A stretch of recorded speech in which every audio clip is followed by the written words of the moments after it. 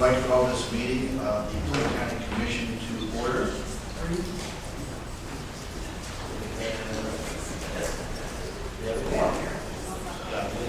We have a quorum. So with that, Mr. Administrator, would you please lead us in the invocation? Please rise as you are able. Almighty God, you are our refuge. We seek you for peace and comfort. We take comfort in the scriptures, in particular Matthew chapter 11, verse 28. Come unto me, all ye that labor and are heavy laden, I will give you rest. Lord, we ask that your holy presence and spirit guide this meeting today. And all God's people say amen. Please remain standing for the pledge. I pledge Allegiance to the flag of the United States of America and to the republic for which it stands, one nation, under God, indivisible, with liberty and justice for all.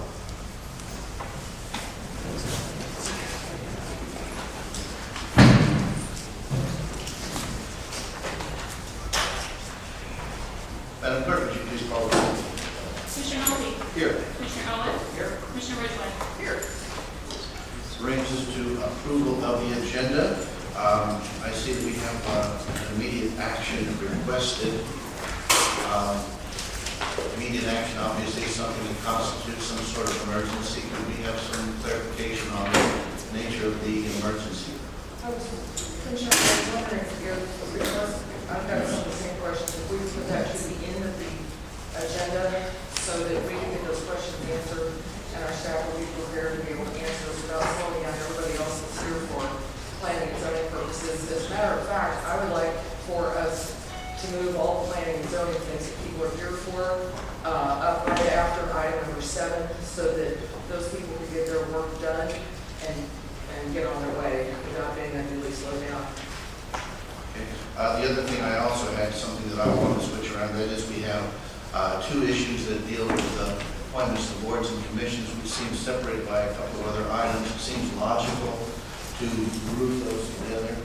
So I'm going to want to do that. I don't know if that requires necessarily well, it will be moving them out from regular on up to, and you're wanting to put them after courtesy resolutions? I would like to take, Go ahead and name them off, that way we know exactly what we're referring to, please. and I'm also going to ask staff to double check me on this, but I'd like to take 2016, 317, 318, 323, 322, 324, 326, 325, 327, 328,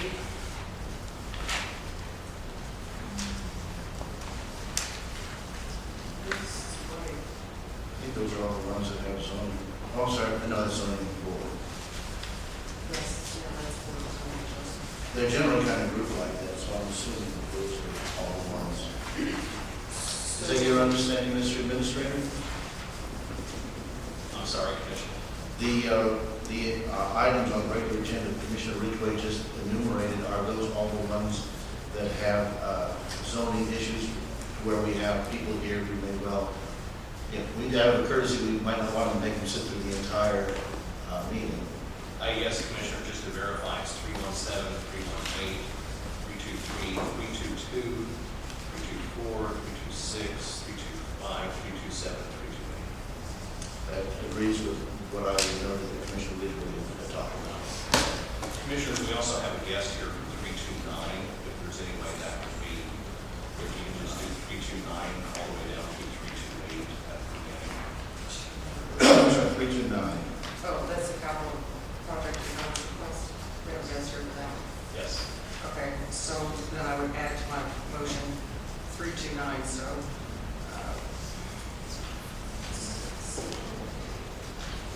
Just for clarity, the first 10 items that are listed under item 12 regular agenda, those would be moved to immediately after number 7 resolutions.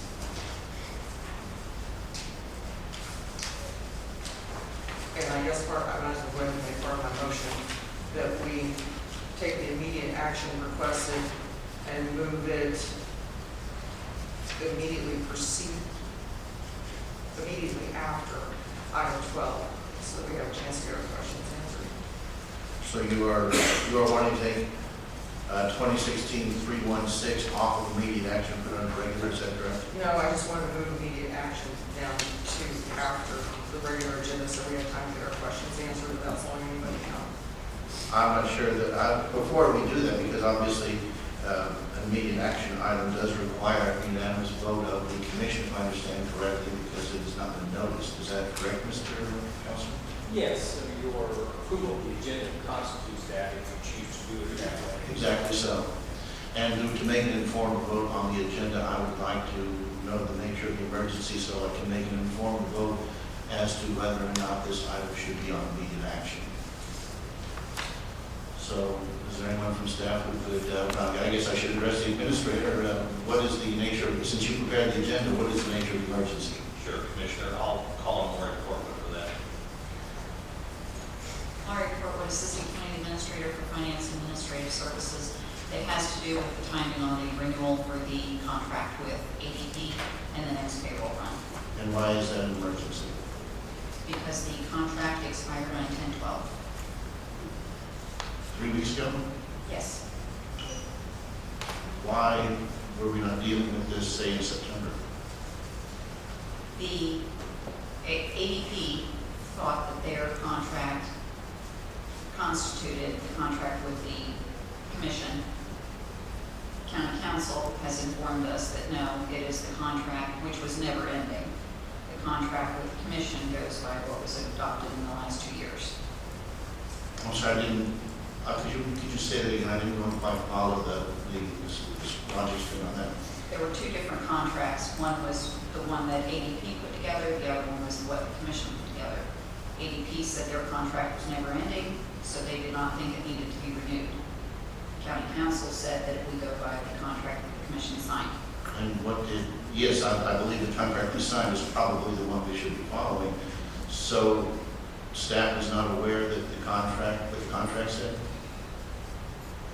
We've had a turnover in purchasing, as you know, with the purchasing manager. The two purchasing specialists that are in the purchasing department remain the same.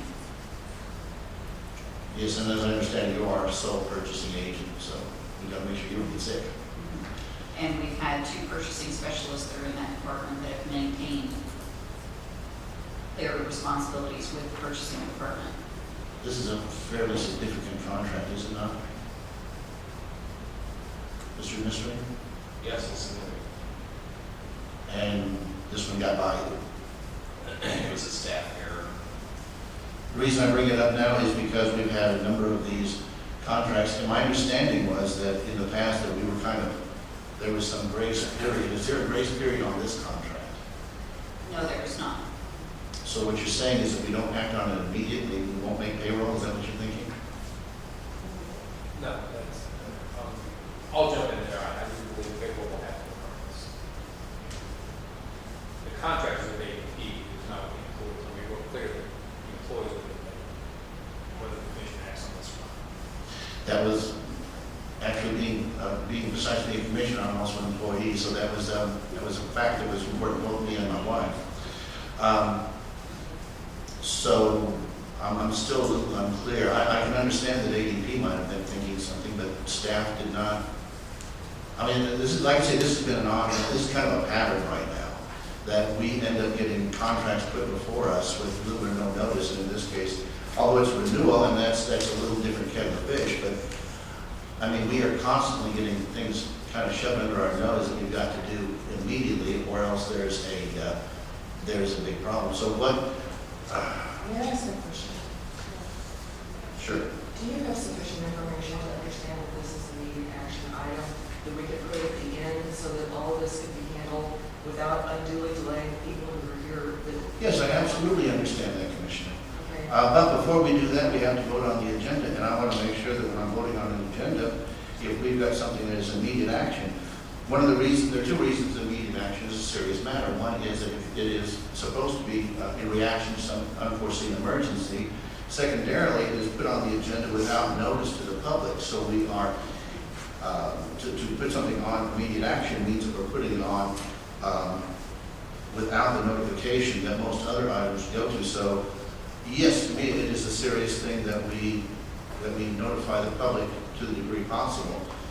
Do you have sufficient information to believe that immediate action is necessary so that we can move on, or would you prefer that we add it to the regular agenda so we can move on? Well, the thing is, I've got to, because this just basically kind of came on our desk here, I'm trying to discern that information right now, is to make sure that to see if this is truly an emergency, because if it is, then we will deal with it, in spite of the fact that I think the circumstances that got us here are not very, are not the best possible way we would like to work. If it is not an emergency, then why did you place it on the immediate action? So, Mr. Administrator, I mean, you're in charge of the agenda. Is this an emergency? My opinion it is, because I'm not going to risk certifying the payroll not being certified. Well, then how long have you been aware that this thing was overdue, it had expired? Last Thursday morning. Has this always been a perpetually renewing contract?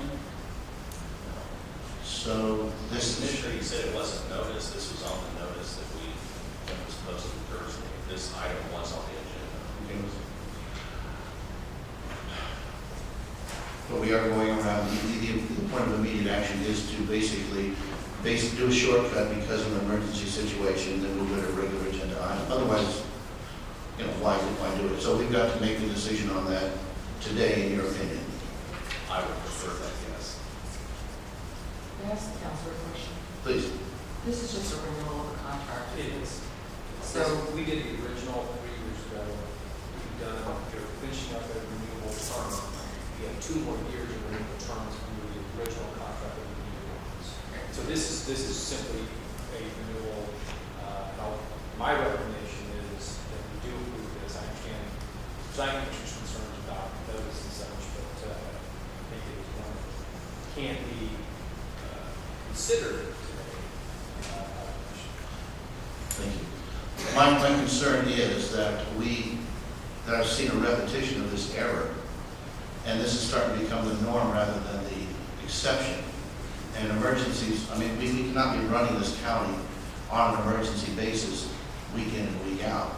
We need to be able to catch these things. In fact, we had talked about this earlier this year, that I was wanting some kind of a grid that would let us know when different contracts came up, but particularly the ones that have either a significant dollar figure or those that have a significant impact on the running of this county. Payroll is a pretty significant impact. I will go along with this, but I will go ahead and leave this on immediate action. I will vote for the approval of the agenda.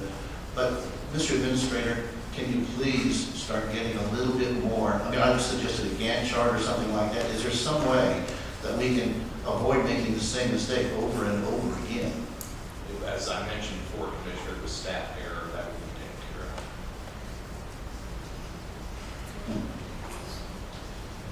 of. Okay, so the amendment we're looking at for the agenda would be to move the items listed. I won't go over the list again. Up under, you said after number 7, before number 8. So that would be between courtesy resolutions and comments from the audience. so we can just go ahead and get people who are already noticed to be here for a matter of interest to them, get them in and go ahead and let them be on their way. Then move immediate action, number 11, after regular agenda, which would be moving it after item 12 or item 13. I think I want to go ahead and just run those up, because really what we're talking about is getting those out of the way. The point behind moving those listed items up is as a courtesy to the people here who are here to testify for them. I do not see that concern further on the regular agenda, so I would be willing to vote for it, but I think we do the listed items 7 to 8, and then we just go through the agenda as published. I don't see any reason to move numbers 3, 1, 6 to the end of the agenda. That makes I don't see the purpose in that. We've already discussed a fair amount of it as a renewal, so it hopefully shouldn't take that much time. Well, Commissioner, if you don't have any more to discuss on it, then we could pretty quickly get through it. if it's gonna be a long dragging out process, then I was just gonna suggest for expediency that we move it towards the end of the regular agenda. So I guess it's up to you. I don't have any further questions about the immediate action. I think they've already been answered. And we pointed to the issues. So if there's not going to be any further long drawn out discussion, then leave it as it is. Obviously, I'm not about to cede any other questions that may occur, but actually, we've only had about 5 minutes of discussion on this, so it's not really, I don't see another 5 minutes being too onerous to those who come after 328. But the thing is, your motion is on the floor, so do you wish to alter that motion? Well, to make sure that the people who are here are not unduly delayed, I will limit my current motion to moving items 1 through 10 on the regular agenda to immediately after the courtesy resolution, so as people are not delayed. Motion has been made. Discussion? Seeing none. Do we need to Just so we're clear on what we're voting on, are we voting on passing the agenda with that understanding of the motion, or is this an amendment? This is, I guess, based on the comments of the presiding commissioner, I guess this is just amendment number 1. Okay, so this Right, because I haven't heard anything from Commissioner Owen. He may well have his own change, so I want to preserve his ability to amend it if he felt he wanted to. this is amendment 1. This is amendment 1. Okay. Discussion? Seeing none. I'm sorry. Madam Clerk? Commissioner Ridgway, Yes. Commissioner Owen, Yes. Commissioner Nolte. Yes. All right. The second amendment that I would like to make, because we have a lengthy agenda, and last time our staff was kept here until almost 3 o'clock in the afternoon, no break. I think we did have a short break, actually, but About a 10 or 15 minute break, that was about it. But I would propose that we take a lunch break between 11:30 and 1, so phone calls can be returned, and that people can have a break. between 11:30 and 1. Do we, I mean, I haven't really looked at some of the other items. I'll tell you what, let's just see how it goes. And we will, if we get to a reasonable stopping point, we can go through a number of these that are rather cut and dry. And then we hit one that seems to present itself as having more to talk about. Then we can kind of make that decision as we go. We may go faster than you anticipate. Would you agree to take some sort of reasonable break? Certainly, if you have a motion, I will always entertain that motion. And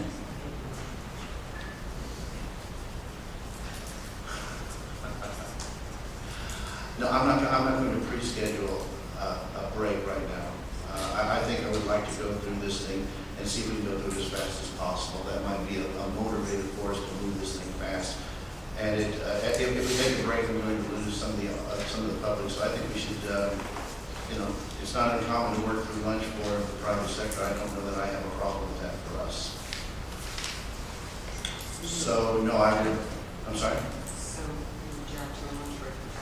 I object to a pre-scheduled lunch break. If it is warranted as we go, then I will certainly entertain it at that time.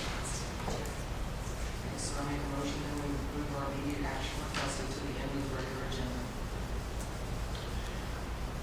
Motion has been made. Discussion. If that gets moved to the end of the agenda, I don't know that I can approve the agenda.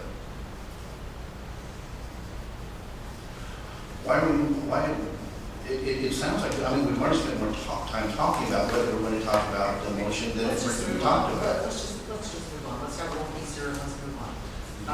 Yes. To make a motion to approve the agenda as amended. Discussion, seeing none, Madam Clerk? Commissioner Ridgway, Yes. Commissioner Owen, Commissioner Nolte. Yes. That brings us to meeting schedule. Mr. Administrator? Yes, Commissioners, next business session will be held Monday, November 14th, 2016 at 10 a.m. Next work session, Monday, November 21st, 2016, 10 a.m. Thank you. That brings us to courtesy resolutions. I see none. And that brings us to our amended schedule, so we will, on a regular agenda, pick up the list just shortly prior to this discussed. And that will bring us initially to 2016, 326. Mr. Mr. 329, I'm sorry. I did not write down, it's 329. So we're doing the immediate action at the end of the regular. Oh, no, wait, We're doing the 10 items. that Commissioner Ridgway Yes, brought. that amendment passed. We're doing the first 10 items off regular, then we come back to the rest of the agenda. Right, so 7 through 8, we do those, I believe, I think it's about 8 or 10. We do those, and we pick up the agenda where we left off with comments from the audience, and we go through and publish. Okay, 2016-329, that is a resolution of the Clay County Commission that requests is from Facilities. It's approving the capital project encumbrance request. The amount is $94,176. That is to conduct a full study of the lagoon system at Camp Ranch, Crows Creek Campground, Crows Creek Picnic Area, and Silver Cove. A representative from Facilities is here and will present this item. Please proceed. Brad Garrett, Assistant County Administrator for Facilities. This is to do a comprehensive study of the lagoons. As was mentioned in a previous commission hearing, the lagoons are about 45 years old and have not had really any work done to them in that 45 years. And it's time that we look into them and prevent any more overflows or anything like we had a couple months ago. And the vendor will be Burns McDonald. Yes, Burns McDonald.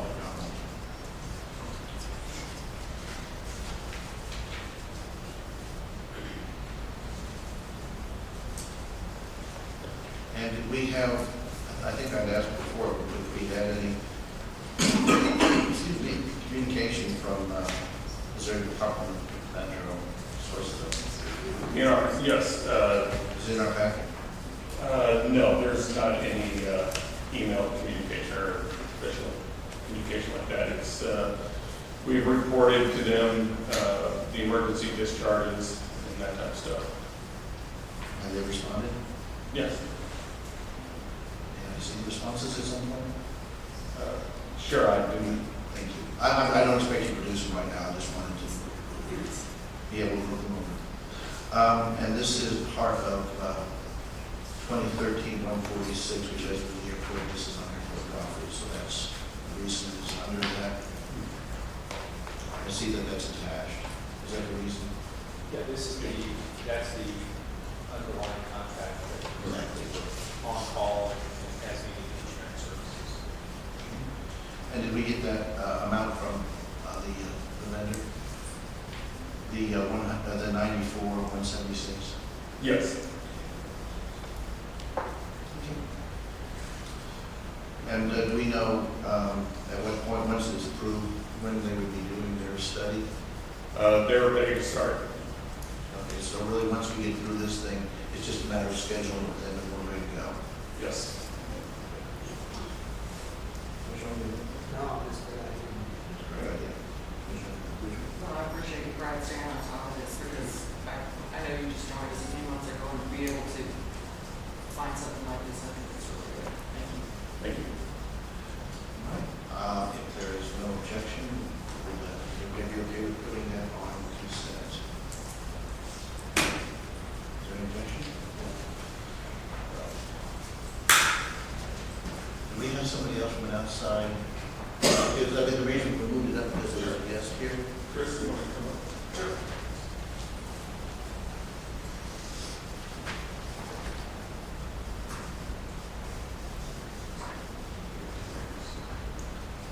Didn't mean to drag you up here, but I thought, well, you've got all this trouble to be here, you should at least be allowed to say something. You bet. I'm Chris Snyder with Burns McDonald Engineering Company. We appreciate the opportunity to stay with these lagoons. They're very old and made some, study and determine what. Could you speak into the microphone, please? The purpose of the study is to determine what infrastructure improvements need done. So we'll take a look at what the issues are, where the groundwater, surface water is flowing into the collection system. That structures which control the water between the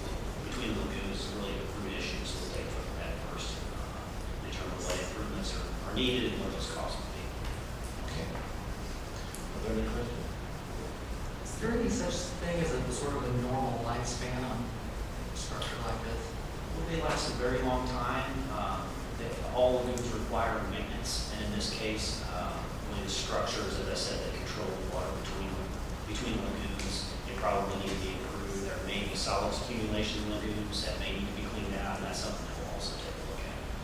But once they're built, they just really need to be maintained. And the purpose of the study is again to determine what improvements are necessary. That's great. And then once, maybe you already said, but what's the timeline on getting your recommendations back? About 3 months, I think it would take us, yes, about 3 months. Commissioner, what did you have? No, really, this project is, Great. Okay, so if there are no further questions, no objections, we'll put 329 on consent. Thank you very much. That brings 317, and I guess is 318 also part of that? Yes, Commissioner, 2016-317, 2016-318 are companion items. Specifically, both are resolutions of the Clay County Commission, both dealing with McCubbin Fields, both from Public Services who will be presenting on this item. 317 is zoning order, 318 is the subdivision plan. Representing Public Services is here with these items. Please proceed. Kip Jones, Planning and Zoning Manager. Jessica Thompson, representing David McCubbin, is requesting rezoning approval from agricultural to residential rural district for proposed Lot 1 and residential ranchette R5 for proposed Lot 2 with an agricultural land preservation overlay district for Lot 1 only of McCubbin Fields. Mr. McCubbin would like to split this parcel into 2 lots. 2008 comprehensive plan indicates that the subject property is located in the rural low density tier, and this request complies with option B to the 2008 comprehensive plan, as the 5-acre lot meets the farmstead dwelling requirement, and lot 1 has the agricultural land preservation overlay district as a part of it. The petitioner should fully address the 5 rezoning criteria in the Land Development Code, which requires the following standards be met with the rezoning application. You can see those standards on page 2 of your transmittal. The applicant has received approvals from the Water Supply District, the Clay County Highway Department, and the Clay County Public Health Center. Road impact fees are required for the proposed additional lot, and no opposition was received leading up to or during the Planning and Zoning Commission meeting. The Planning and Zoning Commissioner's final vote was 4-0 to recommend approval of the rezoning and final plat. And there is one condition that you can see in Exhibit A. Be happy to answer any questions you may have on this. I noticed there was a pond that straddles the border between the 2 lots. Are there any issues that we should be aware of as far as any DNR type issues? No, the existing lot or pond that's on lot 2 that does not go through the property line has been inspected. The other pond goes through a property line with a piece of land that's not part of this request, so we do not require that they get that one inspected or have a recorded improvement on that one. So this doesn't require any other action on that? It does not.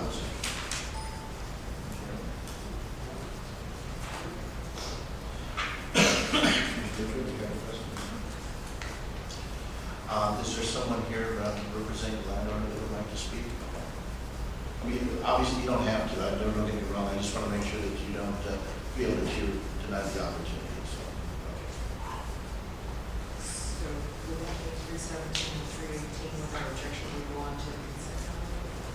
yes. Is there any objection to 317 and 318 going on consent? See none. And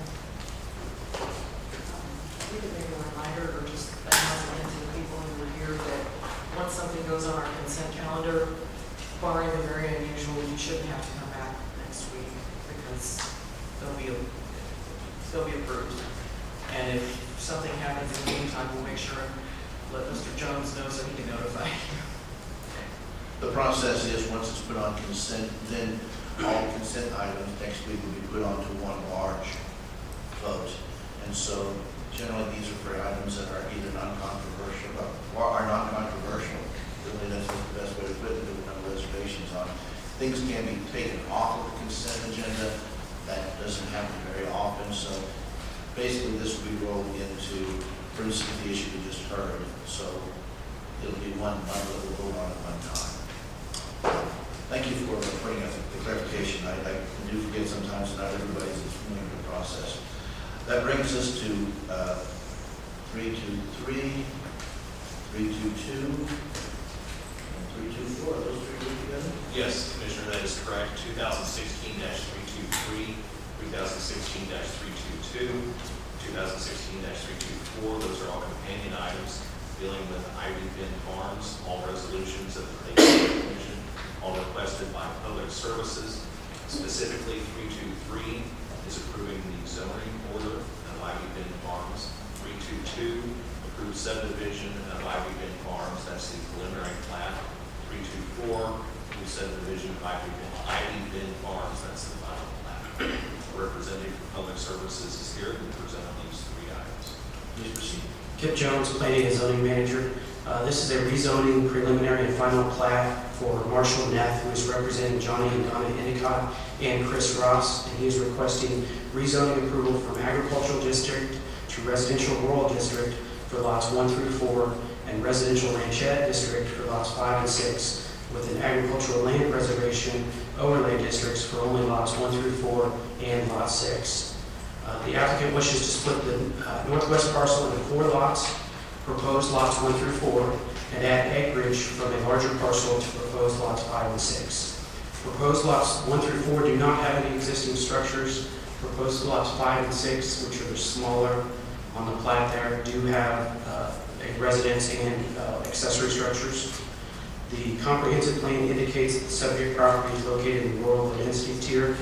Since the applicant is requesting the agricultural land preservation on lots 1 through 4, it does meet the 2008 comprehensive plan. The petitioner should also fully address the 5 rezoning criteria of the Land Development Code, which are listed starting on page 1 of the transmittal. The applicant has received approval from the Public Water Supply District, the Highway Department, and the Clay County Public Health Center. The Highway Department has requested, and the owner has agreed, to extend the right-of-way from 30 feet to 60 feet on Lot 3, which will also extend to the northern portion of Lot 4. This right-of-way will allow the Highway Department to replace the bridge that goes over the creek there, and give them the appropriate right-of-way that they can do that when that bridge will need to be replaced. Road impact fees are required for the additional lots, and opposition was received during the Planning and Zoning Commission meeting, but no written submissions have been sent to the Planning and Zoning Department. The discussion at the Planning and Zoning Commission meeting included what type of housing would be allowed on the proposed lots and future development that may happen in that area. The Planning and Zoning Commissioner's final vote was 4-0 to approve the rezoning preliminary and final plats, and there are a few conditions that you can see in Exhibit A. I would be happy to answer any questions you have, and the applicant is present if you have any questions for the applicant. Yes, please. Commissioner Arnold, proceed. Is there any water there? Is it, well, water, gas, utilities available for that? Yes. The water department says that they can provide water to the lots. There is not gas in that area, and obviously, if they build a house, they would have to install the septic system. I noticed on a couple of spots in here, this is purely procedural, purely technical, that the name Johnny is misspelled in a couple of places. If it's misspelled That's anywhere, actually how he spells it. Jane, okay, because I've seen it spelled both ways on here, I believe. Well, yeah, it has the extra O in it. Yes, and then some of them did not, so I just assumed it was the other. I guess what I'm saying is, Mr. Counselor, we can move forward on this very easily. It's just that technical, whatever it takes to fix any typos in the gentleman's name. So, Just make it consistent. yeah, I don't think that's a particular hurt, but I just want to neaten it up a little bit. Because there's some with the extra O, and there's some, maybe it's a different. Well, on the conditions, on condition 3 on the plat, The surveyor had misspelled Johnny and not put the extra O in it, but we are deleting that because that was put in the wrong place. So there's no instances where the spelling would affect any of the official documents? So for example, on 322, if you look at 322, the corrections made to the recorded copies of the final plan A says delete Johnny, comma spelling. We don't know what that is, how it actually says in the document. We wouldn't want to just change it in our document unless we know that that's correct. And then below that on C, it has Johnny as, I think it's Alan. Okay, so if that's, I just want to make sure we don't pass something that causes some kind of a, I mean, such a minor error to hold anything up once we get going. Okay. Does that water line run along and then is that out and it goes there? You know, I do not know the answer to that question. I would have to find that out for you.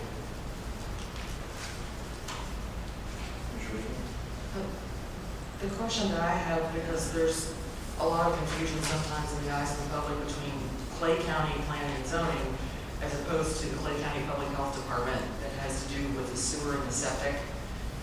We don't control the sewer and the septic. Is that right? That is correct. We do not issue permits for a septic system. The Public Health Center issues those permits, but it is a requirement when you come into our planning and zoning department to pull a building permit. We require that you have your septic permit to pull our building permit. Has the Clay County Public Health Department given some sort of pre-approval to the septic systems that would go on the 11-acre and the 5-acre plots? The two smaller plots that are 5-acre have existing dwellings on them, so they have a septic system at this point. And the Public Health Center always gives us an approval because that's one of our requirements for them to subdivide the land. So they have given approval on all the lots. Okay, and because I remember once before, a landowner got put in a squeeze because they had their existing septic system, but when that existing septic system failed, then the Clay County Public Health Department would not let them repair the existing septic system. And that would be a decision made by the Clay County Public Health Center, not us, because I believe if they're not coming to us for a subdivision of land, then we have nothing to do with the septic system. So if they need to upgrade it or it stops working, that's up to the Public Health Center. And that's important for us and for the applicants here, and I think the applicants are very well aware of this, that we don't control that. I'm perfectly happy to go ahead and approve this, but, you know, kind of having been bitten before on that, where there was confusion, and you were kind of caught in the middle of that also, where there was confusion as to who was denying them the ability to repair their existing system. It was the Clay County Public Health Department that has a separate board of trustees that are separately elected, and we don't control them. That is correct. Okay. We do work with them throughout the planning process, and we have what we call technical review committee once a month where they come and review our cases, and at that point they give us an approval or denial at that point. Thank you. I just had to make that clarification because I think you've worked very hard and in very good faith with all the landowners that have come in here. We're living within our code, but there's another entity that controls some of the decisions that we don't control. Thank you. Thank you. Is there, would the applicant like to say anything? Again, not necessary, but just if you wanted to. There was some opposition voiced, I guess, at the meeting. Is there anybody here who would also like to speak on this issue one way or the other? Okay, and I've not heard of any opposition. I think it's come to my desk, and I assume I do with the other commissioners. So, is this consent? Right, so, 323, 322, 324, the numbers will be on consent agenda. That brings us to 325, 326. So we just did 324. So that's, actually, I flipped the order, just making the merit with 326, 325, those, 327. And 328, so there's 4 on this one. Wow, I didn't think you were that far, that far. Very well. Which ones are, it's not 23, 22, and 24? No, you would, oh, I'm sorry, the ones we just, yes, 23, 22, 24. That's what I had. Yes. No, I was moving on to the next group, which would be, I think, all the 4 remaining ones are on the same person. You want me to proceed? Please do, yes, thank you. 2016-326, 2016-325, 2016-327, 2016-328 are all companion items, all resolutions of the Clay County Commission, all requested by Public Services, specifically Planning and Zoning, all dealing with Paradise Storage. 326 is approving the zoning order. 325 is approving the subdivision, the final plat. 327 is approving the vacation of Paradise Storage. 328 is approving the conditional use permit. A representative from Public Services is here and will present on these 4 items. Please proceed. Kip Jones, Planning and Zoning Manager. This is a rezoning final plat, vacation of 2 utility easements, and then a conditional use permit. Kara Massey, owner of Paradise Storage LLC, representing Roger and Susan Burton, is requesting rezoning approval from residential rural R1 district to community services C3 district for approximately 10 acres and final plat approval for Paradise Storage second plat for a total of approximately 23 acres. Ms. Massey is pursuing these requests to combine Paradise South and Paradise Storage under the same zoning district classifications, which would be C3 and 1 platted lot. The comprehensive plan indicates that the subject property is located in the natural resources tier, and the petitioner should fully address the 5 rezoning criteria in the land development code, which requires the following standards to be met with the rezoning application. You can see those on page 2 of your transmittal. And the land development code also provides certain zoning district standards for C3 district, which are also referenced in your transmittal. There's a list of 6 different things that they would have to be aware of as well. They have received no approval from the Public Health Center or the Health Department because there is not a septic system on site. The Public Water Supply District has said they are able to serve the parcel with water, and the Smithville Area Fire Protection serves this area. The Clay County Highway Department stated that the existing drive is permitted and acceptable for ingress-egress. With the fire station location and potential expansion of the facility, a traffic impact study would be required prior to adding additional buildings to determine the need for a second entrance. So before they could pull a building permit, they would have to complete a traffic impact study. The vacation of the utility easements are just utility easements that are between the 2 lots. Basically, you can see it on the screen there. There's the property line runs in between the 2 lots, and they would like to vacate those utility easements. It just makes it kind of a cleaner lot once this is approved. So they could put buildings there in the future if they decide to do that. The conditional use permit is an application to allow the property to be used for commercial, recreational equipment and vehicle storage. Currently, they have a conditional use permit on the lot to the east. They would like to add that conditional use permit with this conditional use permit so they have 1 for the entire property. And the land development code talks about conditional use permit in several sections, and they're detailed in your transmittal. The applicant is here and has submitted a business plan which details the use of the new land that they're seeking to buy. And they have received all their approvals from the different agencies. And the Planning and Zoning Commissioner's final vote was 4-0 to recommend approval of the rezoning final plat, vacation of utility easements, and the conditional use permit. We have not received any opposition up to date on this application, and there are a bunch of conditions listed in Exhibit A of your transmittal.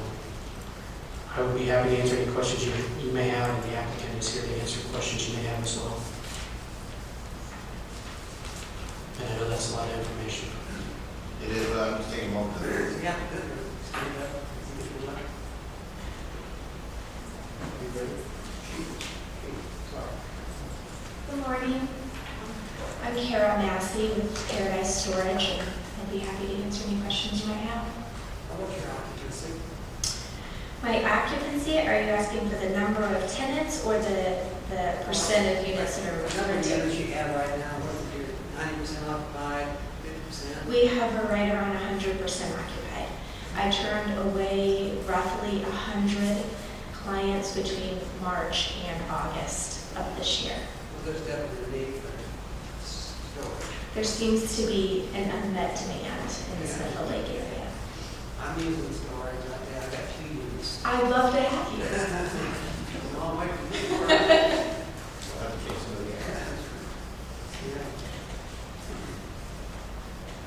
And you don't have any, this is somewhat rhetorical, I suppose, but under Exhibit A, you have no qualms about the conditions that are put on the use? I don't know. We've worked closely with the planning and zoning department, and most of the conditions that are put in place are very similar in nature to the conditions that were put in place in previous requests. Mr. Richard, do you have any questions? Yeah, having to do with your business plan, I'm assuming that probably the planning and zoning board was able to review your business plan and that their unanimous support was probably based in, at least in part, on your business plan. Yes, ma'am. Okay. Would you have any problem just going ahead and incorporating your business plan as part of the conditions that are in your, it's been suggested in the past that we do that, and I don't know if that would be something that you would be all right with or not, to include your business plan as part of the conditional use permit. I assumed in the past that because we've submitted a business plan with each request dating back as far as '04, so I think I was under the assumption that the business plan was always attached and approved as part of that process. So I certainly don't have any objection, but I'm not sure that this is a change. We might need to get some clarification from Mr. Jones and also from our counselor, because this came up in an issue before, so the only reason I raised it. And I'm curious, because I know the area, I'm fine with what you're doing.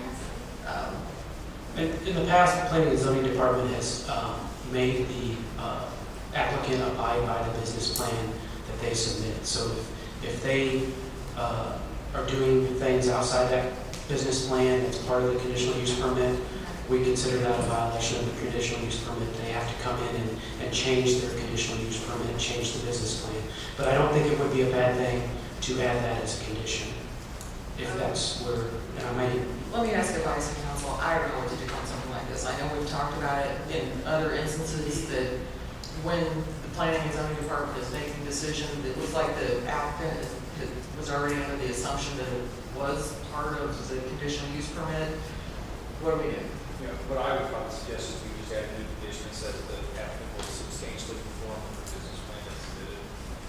We don't want to micromanage very small technical changes that mean nothing, but if they have parking stalls designated, ADA compliance designated, that maybe we don't touch on, and that would be substantial compliance.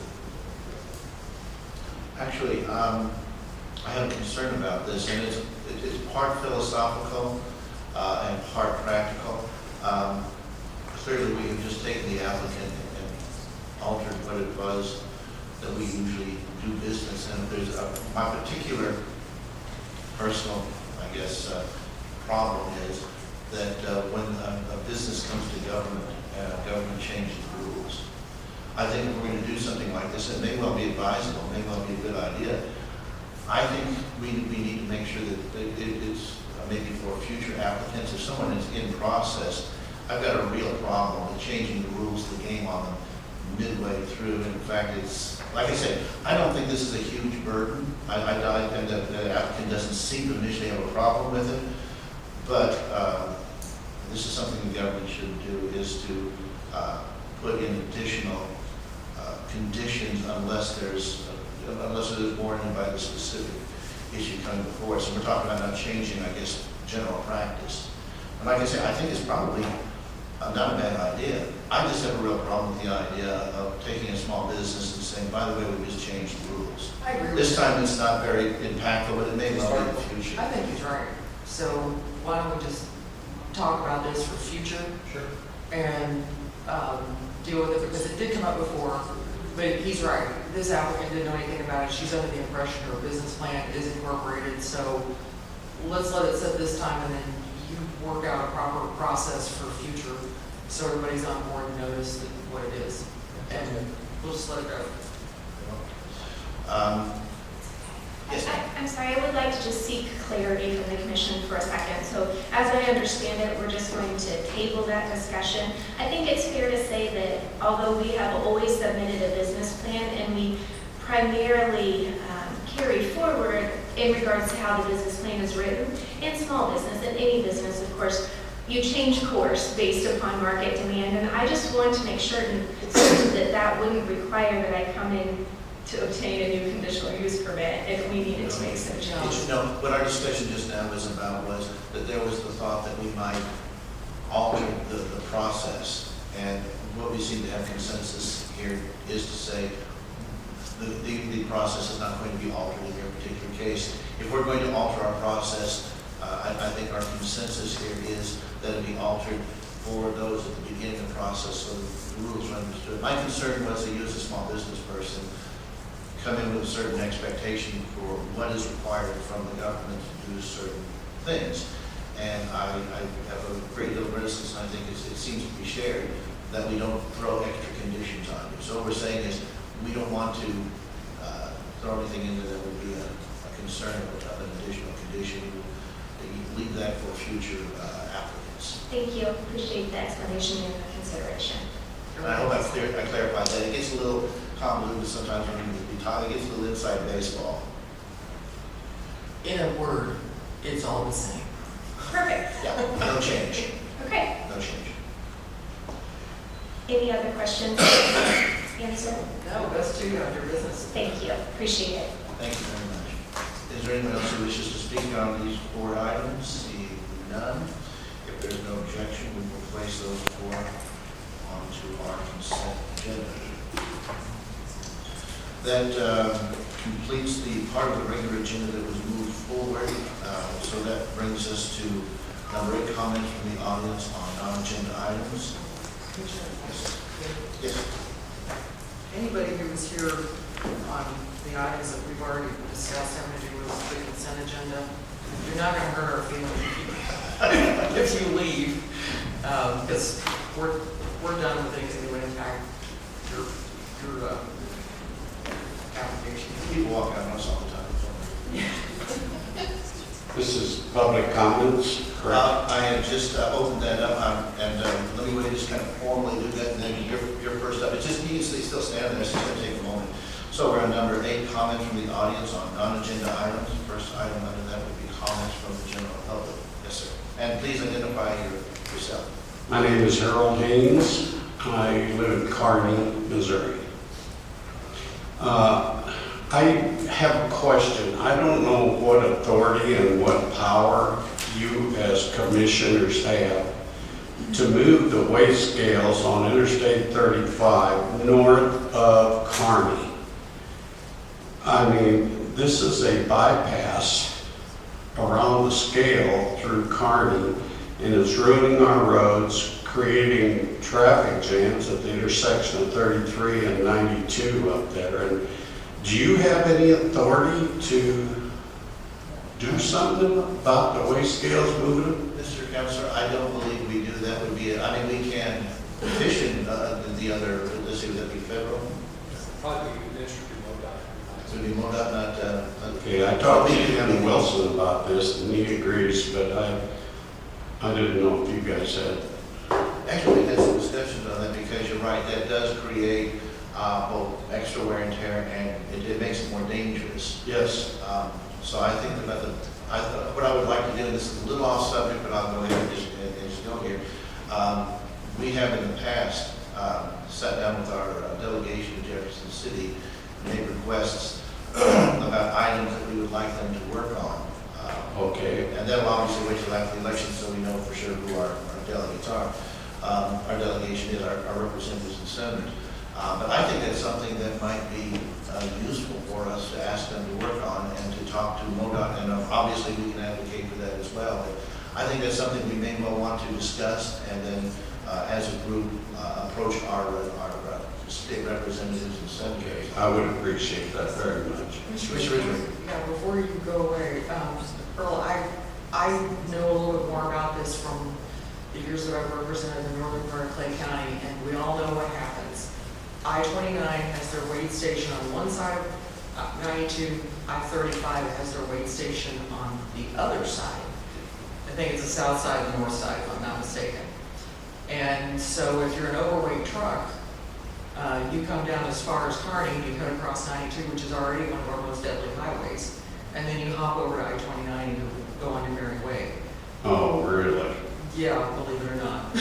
So, the problem that we're running into is, no, we don't have direct control, but what I can do is if you can get some of your contact information to our county administrator or the lady sitting there next to you, I can be in touch with you so that we can make sure that your concerns are part of a safety study that's in process right now on Highway 92.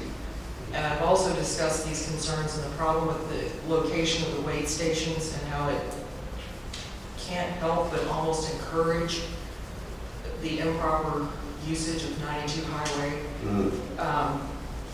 with Mid-America Regional Council, because part of that's also, they have a lot of persuasive authority with regard to this. So if I can be in touch with you about this, I think your concerns would be very helpful in some of the safety study work that's ongoing right now with regard to 92 Highway. Okay. One other little comment. Please go right ahead. The fees out at Smithville Lake are starting to get pretty high, you guys, for camping and access to campgrounds in Crows Creek and Little Platte. Commissioner? It's an issue, yeah, that's an issue we took up recently. Commissioner Ridgway, if you'd like to address that. Just at our last commission meeting in October, there was a recommendation by this commission that was unanimously adopted to make a recommendation to the Army Corps to lower fees specifically related to the daily vehicle passes. And as we go into 2017, I think your comments are very well taken, that we need to reanalyze those. Okay. Is that a Corps of Engineer lake that is Yes. leased by the county? Yes. And who does all the upkeep and maintenance out there, you guys? And it's kind of shared. I mean, our county council Okay. could probably speak to that, because like, for example, there's rock that has to do with shoreline maintenance and stability. That's part Army Corps and part our responsibility. Okay. There are other things that we do in conjunction with the Army Corps, and of course, they are our landlord. But there are other things that we're primarily responsible for. Thank you. I was gonna say that, you know, we moved that weigh station north of 92 right there. The next thing, they're gonna be getting off there at Hope, coming down 33 Highway. You know, there's always ways to try to miss those weigh stations. Well, Carty has passed an ordinance, one of the noise control things to stop jake brakes, but that's limited effect, you know, and this, it's a problem. Thank you very much. Are there any members of the general public who would like to make a comment on a non-agenda item? Seeing none. Are there any office holders who would like to comment on non-agenda items? Seeing none. Are there any agency comments on non-agenda items? Discussion item, we have listed. Public hearings, once again, unlisted. That brings us to immediate action. 2016-316, which we did some discussion on prior to. Mr. Administrator, if you would present that. Certainly. 2016-316 is a resolution of the Clay County Commission. That request is from Finance and Administrative Services. is approving renewal of Terminal Supply RFP number 12-13 with ADP LLC. The representative from Finance and Administrative Services is here and will present on this item. Please proceed. As Commissioners, RFP 1213 was awarded via resolution number 2013-227 to the lowest and best responsive bid response. The contract is in need of renewing for the provision of ongoing payroll services. The attached ADP LLC major accounts price agreement shows that the pricing shall remain the same with no foreseeable increase. At this time, we are requesting approval of the renewal contract.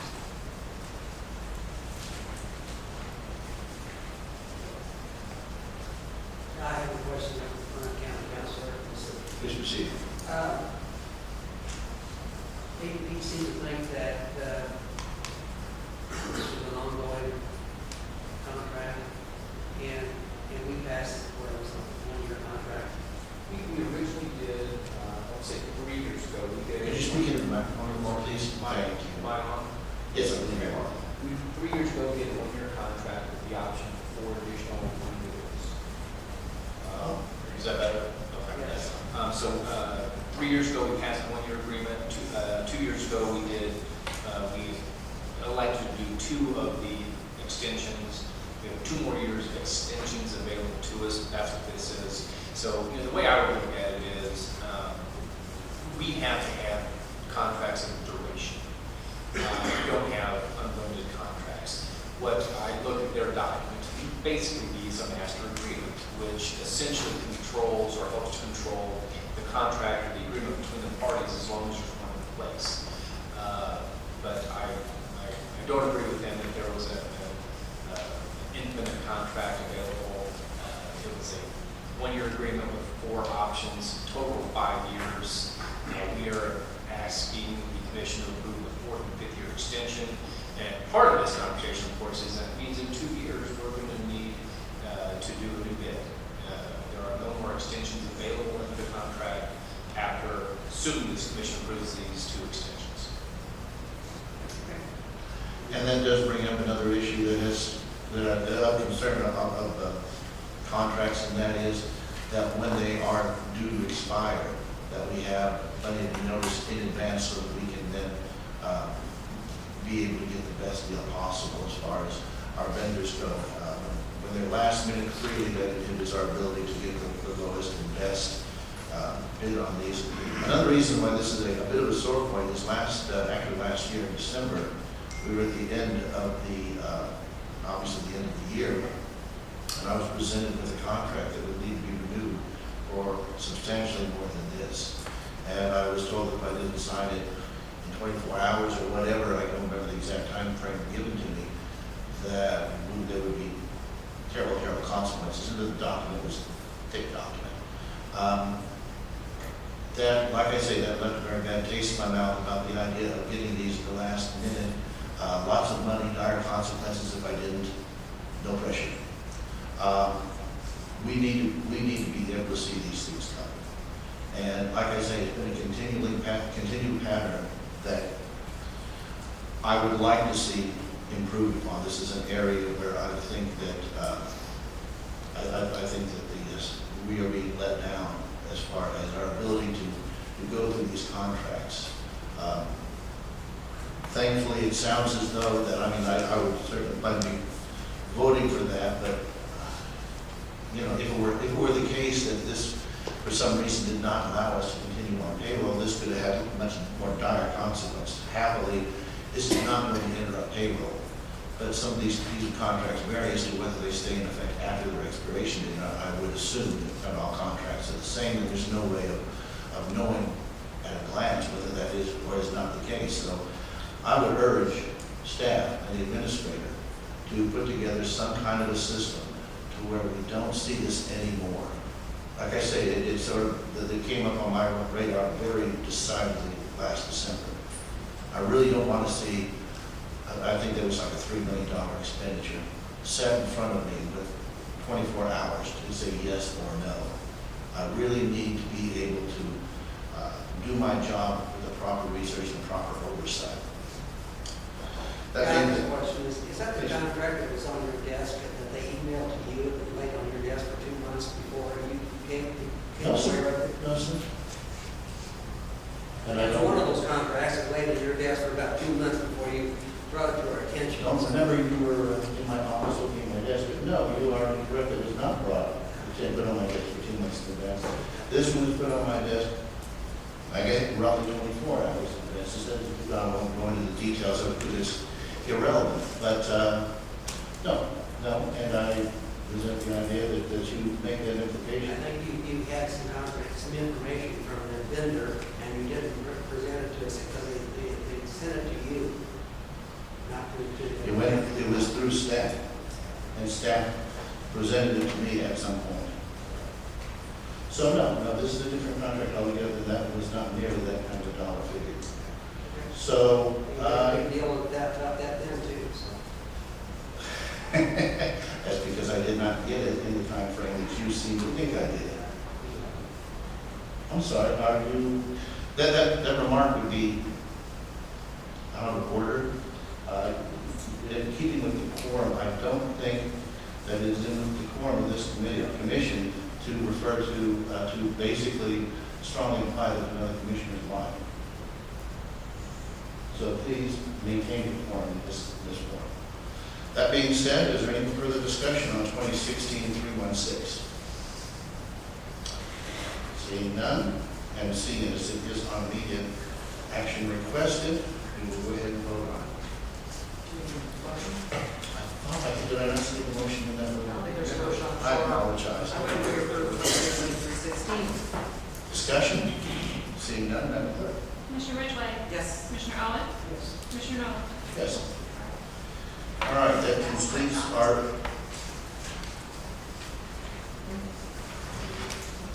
That completes our immediate action requested. That brings us back on number 12, regular agenda. And I believe we picked up at 2016-312. Is that correct, Mr. Administrator? Yes, Commissioner, that's correct. John, you can proceed. Please do. Yes, Commissioners, the next item, regular agenda 2016-312. That is a resolution of the Clay County Commission. That request is from Judicial Information Services. It's approving the capital project encumbrance request in the amount of $4,400. And that is for the purchase and installation of additional OM3 fiber optic and network cabling from Universal Technologies. Please proceed. Matt Dempsey, Director of Judicial Information Services, here to discuss 2016-312. Since 1985, the construction of the building network services or additional network has not been ran to that side of the building, the westerly side. So this basically allows us to expand our network to the west side to continue our activation of the new jury location where we're moving from the Division 9 location over to the bridge near the sheriff's entrance to the administration. I just have a question in a continuing display of my technical ignorance. What is OM3 fiber optic? Just to give me some idea. And please don't make it, use small words and speak slowly. It's orange cable that allows light to flow over it to complete a network. Just fiber cable, that's all it is. It's not an Ethernet network. That wasn't so hard. I don't think I can even understand that. Fiber. Lee Bucks, that Clay County Circuit Clerk. This is really a phase 2 of what I came before you a couple of months ago. This allows us to have our jurors along that side of the building, and it also will allow us to run cabling over there so that we can have a couple staff that do the jury check-in. So the systems furniture that you approved has already been installed. This is kind of the phase 2 of allowing us to have the cabling over there so that we can have employees over there doing the check-in. Thank you. Commissioner Ridgway, do you have any questions? No, where did you say that, this is a little bit on the subject, but it was originally, I think the commission had talked about putting a jury box in Division 9, and for all kinds of reasons that just didn't work out. Yeah, we had, the original plan was outside of Division 9, we were going to have the check-in system use Division 9 to have our public sit in there to do their jury check-in. Because of the design, it turned out too small. Judge Fluke is a little busier than what we thought. Costa Court, it just didn't turn out to be a good use on that side of the building. Therefore, that's why we wanted to go to the other side of the building. Well, so that was decided quite a while ago, to go ahead and go somewhere else. It's Yes, just ma'am. that somewhere else wasn't landed on exactly. Yes, ma'am. So the final decision is that, and I think I agree, is to go ahead and put it over in that bridge area that's Right. typically. Because that's an area that hasn't really been used, more just some retirement get-togethers, some of our staff are using it as a break area, but it can serve all It's purposes. very underutilized. Yes, ma'am. So I think that was, Yes. did you work that out with our county administrator as far as being able to land on the spot that where it was gonna be? Where the new jury spot was gonna be? Did you all work with the county administrator to talk about where the new location was going to be for the? We spoke with facilities, they were heavily involved in that, yes, ma'am. Yeah, because we had to also cover plumbing and, yes, they did. I was gonna say, And electrical. And electric. and electrical and lights and. Yes. But no data services or cabling had ever been run to that size, that's this expense. Fantastic. I think you did the right thing. That was an underutilized spot, so good job.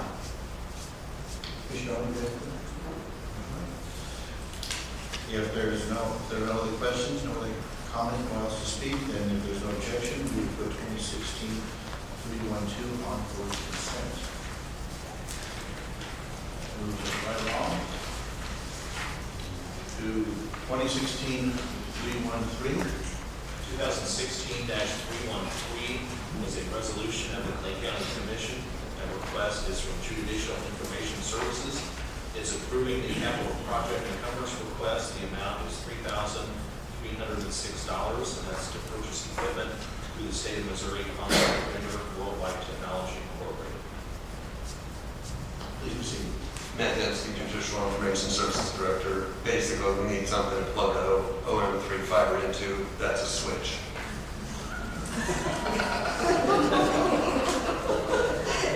The computers are going to plug into that switch that plugs into the OM3 fiber, makes it all the way back to our server. And this is not the first time I've seen the commission smile and laugh in front of me. Is this two different companies? How would that be together? Well, Worldwide Technology is our supplier, our vendor for technology equipment. We certainly don't want an electrician to buy a switch, sell us the switch, mark up the cost, and then they make a profit on something we can get from a state vendor. Thank you. No, as much as anything, it's just the process that we go through sometimes is interesting. Yes, it is. Are there any other questions or comments on 313?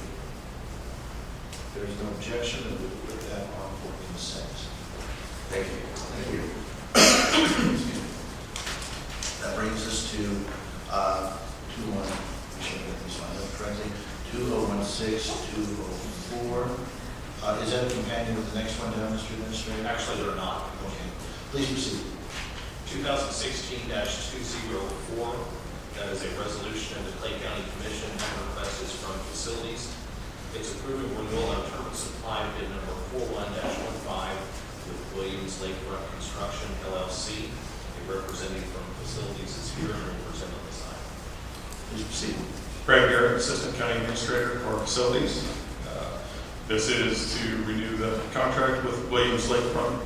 We get a lot of the marina supplies, such as the cables for the anchors and that type of stuff from them. Let's see, they were within their 3% on this, and we've done business with them for about a year now. This is the first of 4 renewals.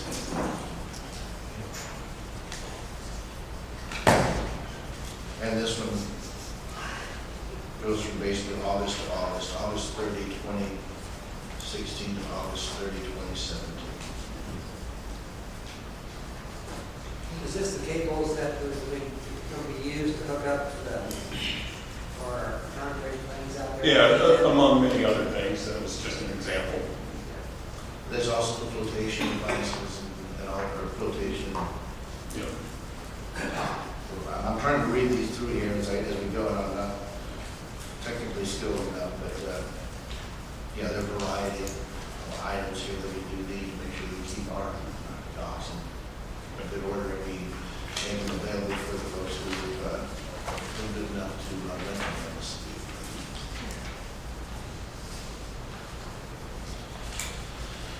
All right, any other questions? No objection, we put that on for consent.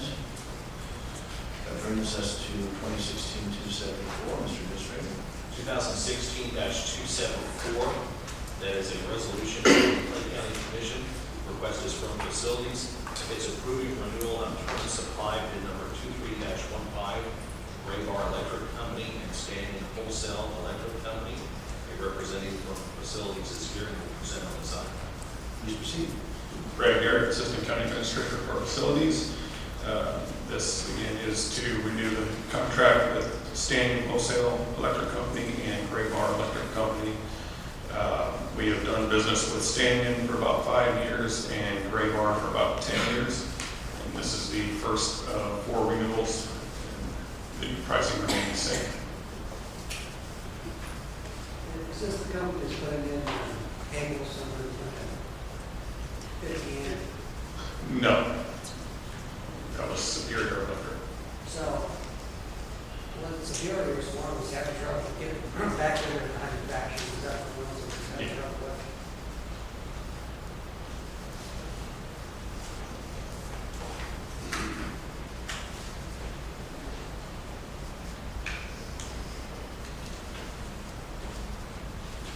And this contract period is very good. This is November 30, 2016, and November 29, 2017, so we are, I think we are on schedule now. So we're very good.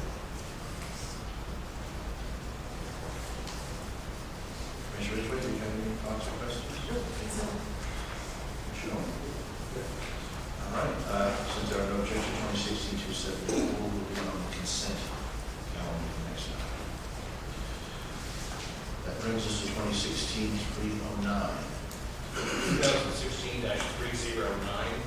that is a resolution of the Clay County Commission.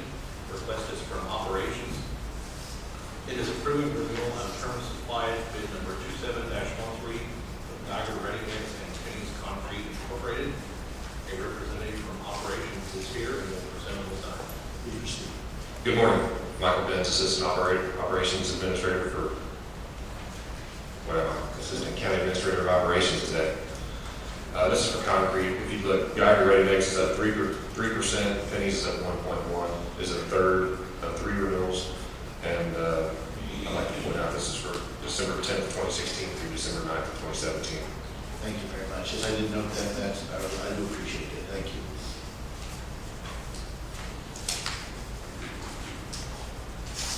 Commissioner Ridgway, do you have any questions? Commissioner Owen?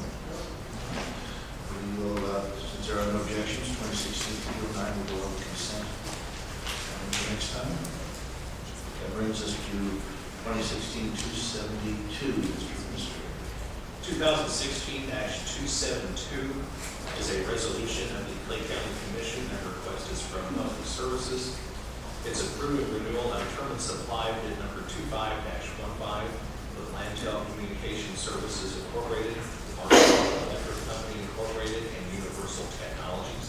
A representative from Public Services is here and will present on this item. Please proceed. Good morning, Commissioners. Nicole Brown, Assistant County Administrator for Public Services. Before you, we have the first renewal of our bid for cabling services. If you have any questions, I'd be happy to answer them. Are there pricing, I don't know if you just said that or not, can you give us some thoughts on the pricing? Are we still in the same as last time? No, the renewal rate is a little bit higher. If you'll look at page 2 of the contract, it's still within our original bid.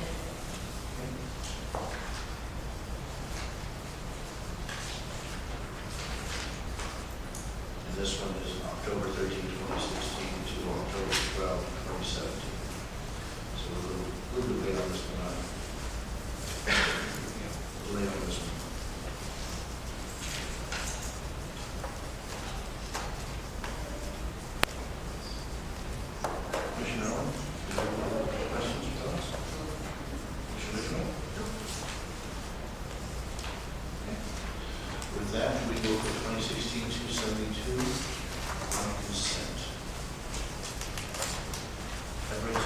2016-308. 2016-308 is a resolution of the Clay County Commission. The request is from Public Services. It's approving the donation of an original 1896 Mount Gilead Public School certificate bearing the name Nellie Wiley. That is an ancestor of Mr. and Mrs. Winford Davis. They're the ones donating the sign. Representing Public Services is here, representing all the sign. Please proceed. Again, Nicole Brown, Assistant County Administrator for Public Services. Every time an historic site receives a donated item, it does require commission action for us to accept that. This is really pretty cool. How large is the certificate, and how do you have a thought on how it should be displayed? I'd be happy to get back to you with some thoughts. No, I'm just, I don't expect you to have that right now, because you want to obviously study the document and come up with the best plan possible, but I think this is great. It's very kind of the donors to give that to the county. Do we usually give, I'm assuming that we usually do a letter of thanks to the person who donates in these cases? Yes, Commissioner. I'll be very interested in looking at it and just not touching it because I don't want to take a chance on any mishaps. But this is really cool. I enjoy this kind of historical stuff, and so this is really kind of a treat. Commissioner, do you have anything else? No, this is great. I mean, I think it ought to be, it ought to be put in some sort of case to distribute it on the wall out there. Yeah, I'm sure that they'll be using, the flash to make sure that we erase the damage and all that kind of. I'm sure that the legal details to our staff to be able to sort out without any problem. Commissioner Ridgway. All right. 2016-308 will go on the consent calendar. And thank you for something a little more of a, light deal. I appreciate it. Thank you, Commissioner. That brings us to 2016-310. 2016-310 is a resolution of the Clay County Commission. That is, request comes to us from Public Services. That is appointing members to the Board of Zoning Adjustment. A representative from Public Services is here to present on this item. Did you see Kip Jones, Planning and Zoning Manager, and I have some applications, if you're okay with me passing them out? Please do, thank you.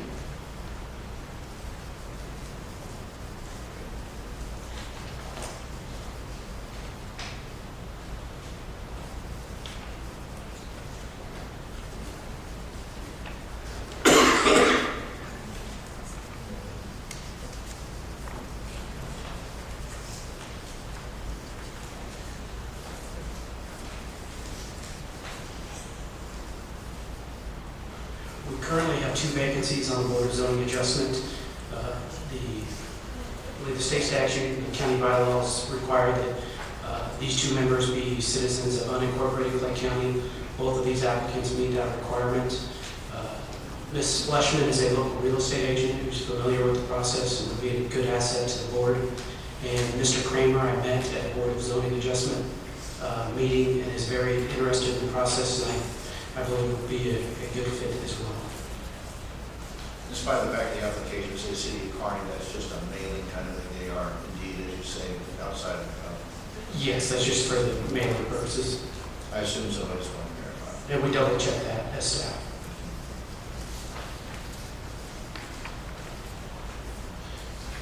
Did, one of the things that's always, I think, a good thing is that is the chairman of that board, is he kind of had a chance to know about these coming in? No, I do not talk to board members about incoming members. And we have an interim chair at this point, so we'll be elected a new chair starting next year. Are we having any trouble, because of the 2 vacancies, are we having any issues with doing a quorum, with establishing a quorum? As long as all 3 members show up, we have a quorum, but it would be greatly beneficial to have 2 more members. It'd be nice to have that, just in case someone is ill or whatever. Is there a meeting sometime off? I mean, so does this require any immediacy? We can do this on our meeting next week, and it does not impact their ability to function. Yes, my next meeting is November 22nd. Obviously, I would like to have these members for that meeting, but does not require immediate action.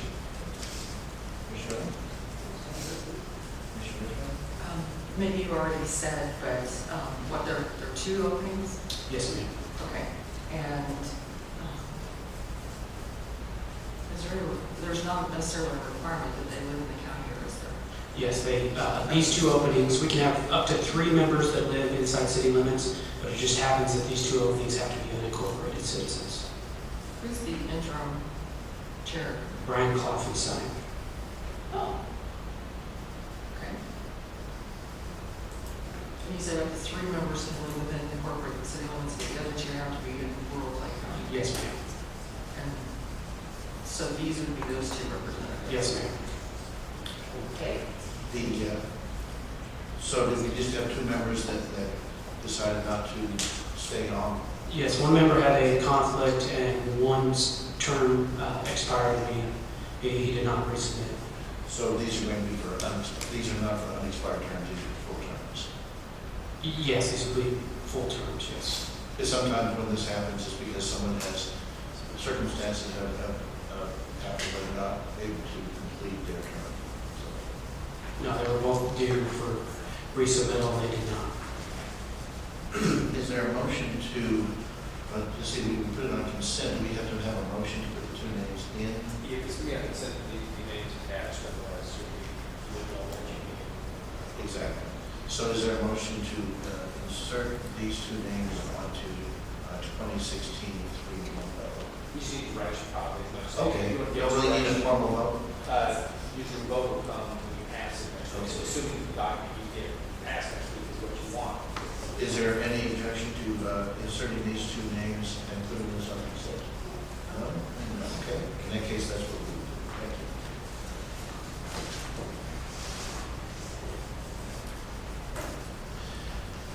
And I would like to go ahead and move 2016-341, because that also has to do with boards and commissions. So if we could go ahead and do that one, that would be helpful. That way we kind of get all our board stuff out of the way at once. It seems more logical. That's the next one on this.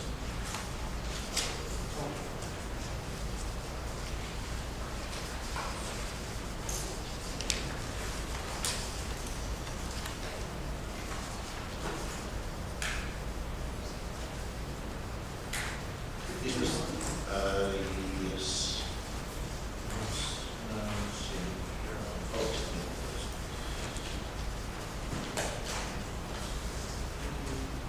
There it is. Please proceed. So we're, Commissioners, we're on 2016-341. Oh, I'm sorry, yes, yes, 341. I wanted to go ahead and move that up, that way we're dealing with all our boards and commissions at the same time. If there's, okay. Does that require any vote or just unanimous As long as consent? there's consent on the review. Okay, so unanimous consent to move it up to the spot where it is.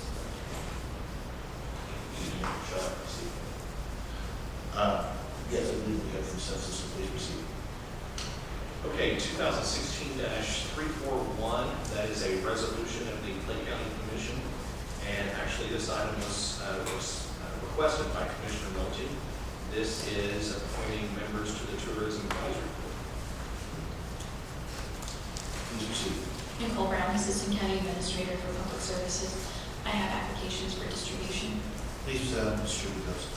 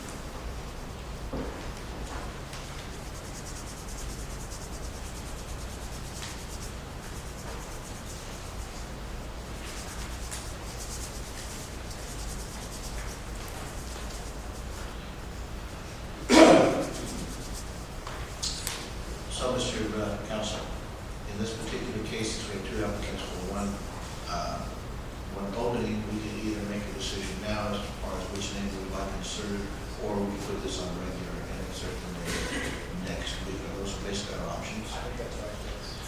I would ask the associate commissioners, do they feel comfortable making a decision at this time, or would they prefer to study the applications more and make this decision next week? I mean, as for me, I've been looking for different ways to expand our partnership with the Clay County Economic Development Council. Jim Hamlin's made his application, he's the director there. Tourism, next to agriculture, is Missouri's biggest economic engines.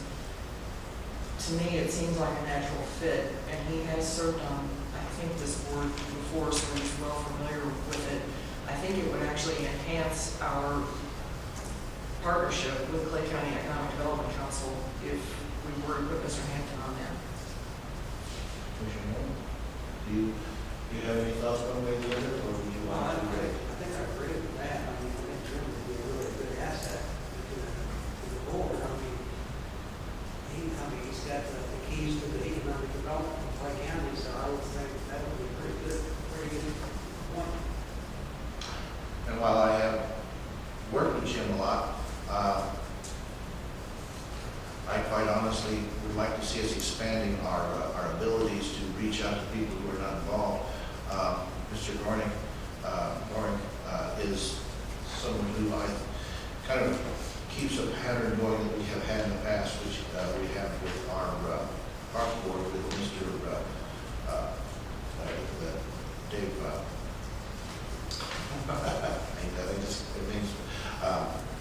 Mecklenburg, someone who has membership both on the Kansas City board and the Clay County board. I think that helps to be able to have that, and it gives the opportunity for us to be able to work in closer cooperation with Kansas City. We have two really good candidates. What can I say?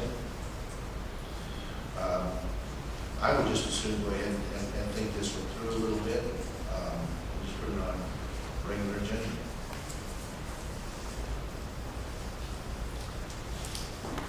So 2016-341 on regular agenda, and then we will have an agreement next week on that. And just to verify, commissioners, that is regular agenda with no names inserted. That is correct.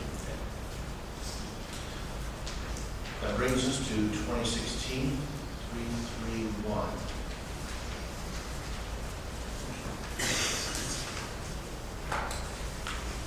2016-331 is a resolution of the Clay County Commission that requests from Public Services. It's approving and adopting a disaster recovery policy and cryptographic key management policy for the Clay County Information Technology Department. A representative from Public Services is here to present this. Please proceed. Nicole Brown, Assistant County Administrator for Public Services. This is a request from staff. We want to adopt a policy, and I'd like to give a little bit of background information that you'll also see on the RCA. We contract with Commerce Bank for depository banking services. There's a governing body called the National Automated Clearinghouse Association, which we refer to as NACHA. The body of rules governing these automated clearinghouse transactions stipulate that Commerce Bank has to annually audit Clay County to ensure that the information it receives is protected by adequate security practices and procedures with regard to physical security, personnel, and access controls, as well as network security. We ask that the Commission adopt this policy. We have a year-end deadline for us to be in complete compliance with the annual audit from Commerce Bank. This is one of the first steps toward that.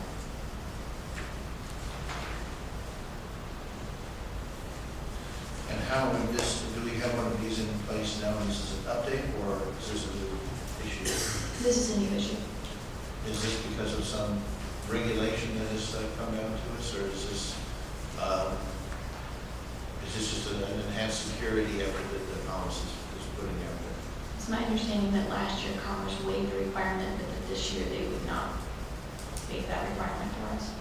Okay. And it is a requirement of their organization, or is it a federal, yeah, exactly, is it a federal mandate? If you look at the RCA, again, a little bit of information, there's an organization automated clearinghouse. It represents thousands of financial institutions, and Commerce Bank follows their guidelines. Now, are these, excuse me, are these policies, is it pretty much presented by Commerce Bank, and these are what they feel is required to be in compliance with the law? And I guess question 2 kind of attached to that would be, does that mean there's any wiggle room here, or is it just we have to approve it pretty much whole cloth? Do we know that? These policies are laid out by NACHA. If you look at one of the first documents before you, it's the Commerce Bank outline of what they expect from us. If we do not adopt these policies and come into compliance with NACHA, we will lose our ability to have the automated payment processing. And this was something that came up last year and they waived it. Yes. And so we have to have this by the end of the year, which is not terribly bad deadline. I assume that there are other issues that we have to deal with, so we're pretty much in the pipeline as far as our scheduling on this. Yes, we contracted with a third-party vendor, Alexander Open Systems. Are there other steps after this? There are. I'd be happy to report to the commission at a later date what those are. If you could give just a very, very broad brush idea so that at least I feel comfortable as far as how we're proceeding. Can you give me a little just, like I say, 30,000 foot level sort of thing, just so I kind of get a big picture of this? I'd be happy to. Thank you.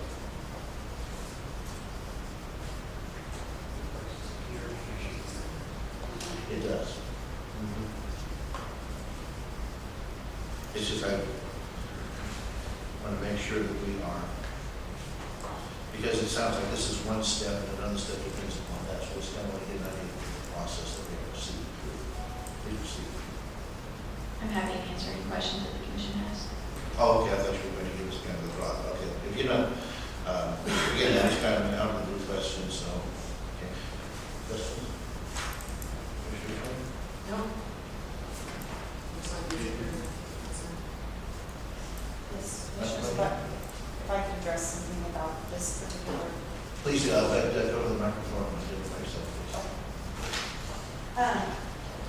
I was given a courtesy copy of this, and I greatly appreciate that. And I was able, I only had a couple days though, to review it, and I have significant concerns about the cryptographic key management policy. First of all, for clarification, this policy was drafted by a third-party vendor. It is not cut and pasted from NACHA guidelines. There's more than one way to be compliant. There are principles that we have to comply with, but it's not like they wrote, NACHA did not write this policy. So we do have room to look at things. And NACHA obviously deals with organizations that are a very different structure than an independent elected official form of government.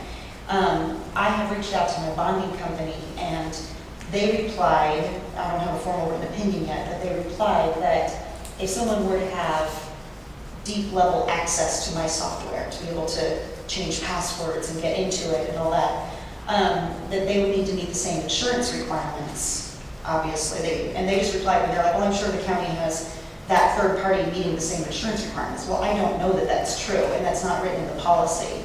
That bond is a lien on my home, so I take this very personally. And I personally can't consent to a policy, and I don't know, my consent isn't necessary, I'm just voicing my opinion, to a policy that would have a third party controlling password access to my software without me having any role in it. And that's what I had asked when I got this. I pushed back and said, I think you're going to have the department heads or the office holders have some role in this.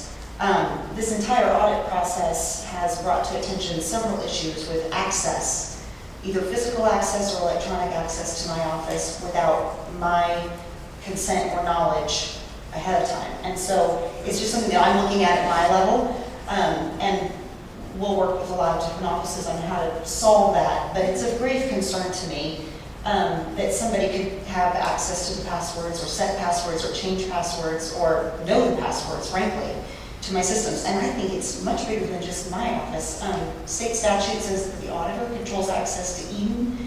I know the sheriff has some software that they have to comply with federal law with regard to access. So I don't know that the independent offices can sign on to a policy or can be subject to a policy that allows a third party and sort of a management entity to have access and changing our passwords without any role and any involvement. And that can be creatively examined, but the way it's written right now, without any role for us, I would hope this only affects countywide software and not individual offices software, and even then, I think we might have an issue with Eaton. So there are two things that kind of jump out at me from what we're talking about here. One is that this is the interpretation of Commerce Bank as far as how to comply with. I don't know that Commerce has seen this at all, I could be wrong. I think this is our third party, right, I think it's written by AOS, Okay. our third party, and they know their business. And the second, I don't know that. the second question would be, who would have access to these passwords? I mean, it's supposed to be more secure. I realize that, it's sometimes counterintuitive, but it seems like the more people who know a password, the less secure it is. And the other thing is, if it, I would kind of want to hear a little bit more about how that would take control away from office holders as far as their ability to control their data. All I'm going by is if you look at the roles in the policy itself that's attached in your, if you look at the roles, the IT manager has the responsibility to define the roles, say who is in each role, and that kind of thing. And there are different roles. It's a separation of duties type of idea, which is a good idea, and a lot of audits require that. Sure. But the IT manager, and then I guess some third party, sort of party that keeps us accountable or whatever, are the roles. And there is no role identified for the office holder or department head. So that's my concern. I'm not concerned with the concept of security. I'm concerned with the concept, like for example, we have individual passwords to our bank accounts right now through Commerce Bank. Nobody has those except deputized collector employees. The treasurer does not have password access to our accounts, and I don't have password access to the treasurer's accounts. So, I mean, there's a protection there that I don't know that, I don't want to know that. And if there were to be a breach of security, I guess what I'm hearing from my bond company is, so county insurance would be on the line first before my bond. If that's true, I would love to have that in writing. Because that, and I don't know, I just want to make sure you guys are aware that that's the way my bonding company sort of replied to me. It was a very quick email. I need to do more research. I just found out about this, so they haven't gotten me a formal opinion. But, with my bond, if there would be a breach, right now my bond would generally stand liable for that, especially if they could point to the fact that I was the one that hired the person, supervised the person. But if I had no knowledge that the person had access or had no control over the fact that they had access, then I don't see how my bond would be implicated, and yes, the county insurance would in fact be on the line for some delving into a legal opinion, but it's definitely an argument that could be made. So, yeah, certainly, I mean, we would want to check with our insurance people and see if that is indeed the case, if that would be an additional point of liability. The other thing is, so the system that you're in charge of, you would not be in charge of security for, that would be taken out of your hands. Well, to the extent of this cryptographic key thing, I'm not sure, we don't have cryptographic keys right now, so I don't exactly know what that looks like. I just see that there is some sort of access, or this key is established, and there is no role for the department head or the office holder that has, Who would be in charge of the security of this data, if not yourself? Right now, you are the one in charge of the security, is that correct, for the data that you have? I know who has password access to my system, and I've accepted or managed that risk. And To the extent that people outside my office have that, I know who they are, and I've chosen to give it to them, And so. right now, you are the one who is in charge of allowing or not allowing someone access to passwords? To an extent, this audit has brought up interesting concerns because we already have a complicated interplay with IT, which needs to be examined, and that's fine. IT has always provided us excellent support, but we do need to look at that. I mean, because I need to manage that risk. Whenever anybody has either physical access or electronic access to my office, I just want to be part of the picture. I don't, Want to be in the loop. So, and right now, in some cases I sort of am, and in some cases I'm not, and I'm just looking at that in my office as well. A separate discussion, but this is sort of a example of it. Mr. Administrator, is the IT manager, is that a bonded position at the moment? I'm going to refer the IT questions to Nicole Brown. Do you, I mean, again, I'm asking questions that you may or may not necessarily anticipate, but are you aware of whether or not that is a position that requires bonding? I'm not aware at this time, but I'd be happy to look into it for you. I'd like to give a little bit of background information. If Yeah, I would like you to go ahead and respond to that, and, you know, what other information you think would be useful for us. It's the beginning of November. This is why we have brought this before the commission now, rather than at the last minute, so that we can have an opportunity to take advantage of the work sessions leading up to the end of the year. From the very start of the kickoff meeting, the collector has been involved. She's been involved every step of the way. These policies primarily affect her office. Due to the nature of our non-charter government, the commission will have to adopt a policy that affects her office. Otherwise, she will not be able to process transactions as she always has, and we're desperately trying to avoid that. As far as affecting her bond, the collector did bring up some last-minute concerns about her bond as far as access to software within her office. We are happy to start maybe migrating her software off of our server onto some third-party vendor that she has complete control of. Well, happily, as you pointed out, we're not at the last minute, so that is a good thing. Whatever other office holders would be brought into this aside from the collector's office, do we know? I don't know of any others. As you said that there might be others, so if we could know that too, that way, if one of the other offices is affected, we can anticipate any complications. This is clearly a little more complicated than first blush. Yes, Madam Clerk. I have met with Commerce, and my office is okay, so I'm guessing this is the county-wide concerns that they have, or, I mean, I'm guessing AOS would know that. So I just want to make sure you guys know that I'm okay for processing transactions. I'm in compliance. So they've indicated to me that I need to look at some of these things, and so I have an ongoing to do better next year. This is the first time that I got audited. But since I first got the letter in February, I've followed up with them, and I'm good. My office is okay for this year. The entire I'm sorry, you should say for this year? You're okay for this year? Yes, I'm okay for the December 31st deadline for my office for this year. Okay, thank you. Please proceed. If we do not come into compliance by the end of the year, it will not be okay as of January 1st. Yeah, that was the impression I got. That's why it's important for us to start dealing with this, as you say now. Commissioner Ridgway, do you have anything? And there has been no access to this software without the officer's consent or knowledge. That has not happened. We have a great deal of emails inviting IT to have access, sometimes in the middle of the night. Commissioner Ridgway, do you have anything? I'm looking at the certification letter that's on here.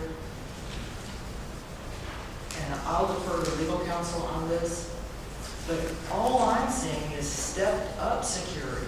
I'm not seeing anything that steps down security, and I can't imagine Commerce Bank stepping down security or this organization that is responsible for website security audits stepping down security. So,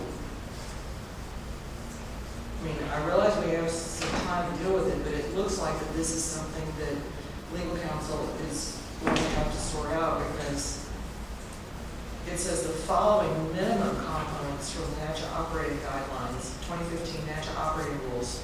It's got the pages and the industry best practices were assessed to assure compliance with operating rules, website security, and audit requirements. It's talking about physical security, personnel access. There is something that I'm a little concerned about, though, based on what we just entered into with regard to an agreement. And maybe it doesn't matter because all this applies January 1 and after. But it says that access controls should be in place to ensure adequate administrative, technical, and physical controls to permit visitors only when absolutely necessary to those areas of information and ensure they are accompanied by an employee at all times. Does that mean within where our server is, or does that mean like within the office of the collector? Right? Or do we know at this point? I'll need to get back to you on that answer. Well, I'm curious because there was an informal agreement between the collector and the auditor, I'm sorry, not the auditor, the assessor, where the assessor's employees are going to be in your office. Now, granted, I guess that means that they're going to be accompanied by one of your employees at all times. And There are, And for the record, by the way, the person who's been speaking is Lydia Lydia McElroy. Collector, yes, sorry about that. And you bring up a very interesting, yes, I'm sorry. You bring up a very interesting point. There is my office issues, and then there are the county-wide issues. And so I have to manage to the risks that I can control, and then the county has to manage to the risks that they can control. And so that letter you're looking at has to be signed by the holder of the bank account in question. So that's why I say that the collector's accounts are good, because the collector is in compliance. But the county may have additional requirements. I would defer to AOS on that. I don't know. So I'm trying to understand. You were objecting to us signing this, but you don't think it applies to you. You think it only applies to the county. And you'd have to enter into a separate agreement with them. Well, I don't object to you signing anything or whatever you need to do. I was mentioning that this policy, and it did seem, I believe that Ms. Brown is the role of IT manager or manages the IT manager. And she said, since we're a non-charter government, you're going to need to do a policy that affects my office. I actually see it opposite. Since we're a non-charter county, I would think that my office would have autonomy. That's a legal question. We don't need to argue about it.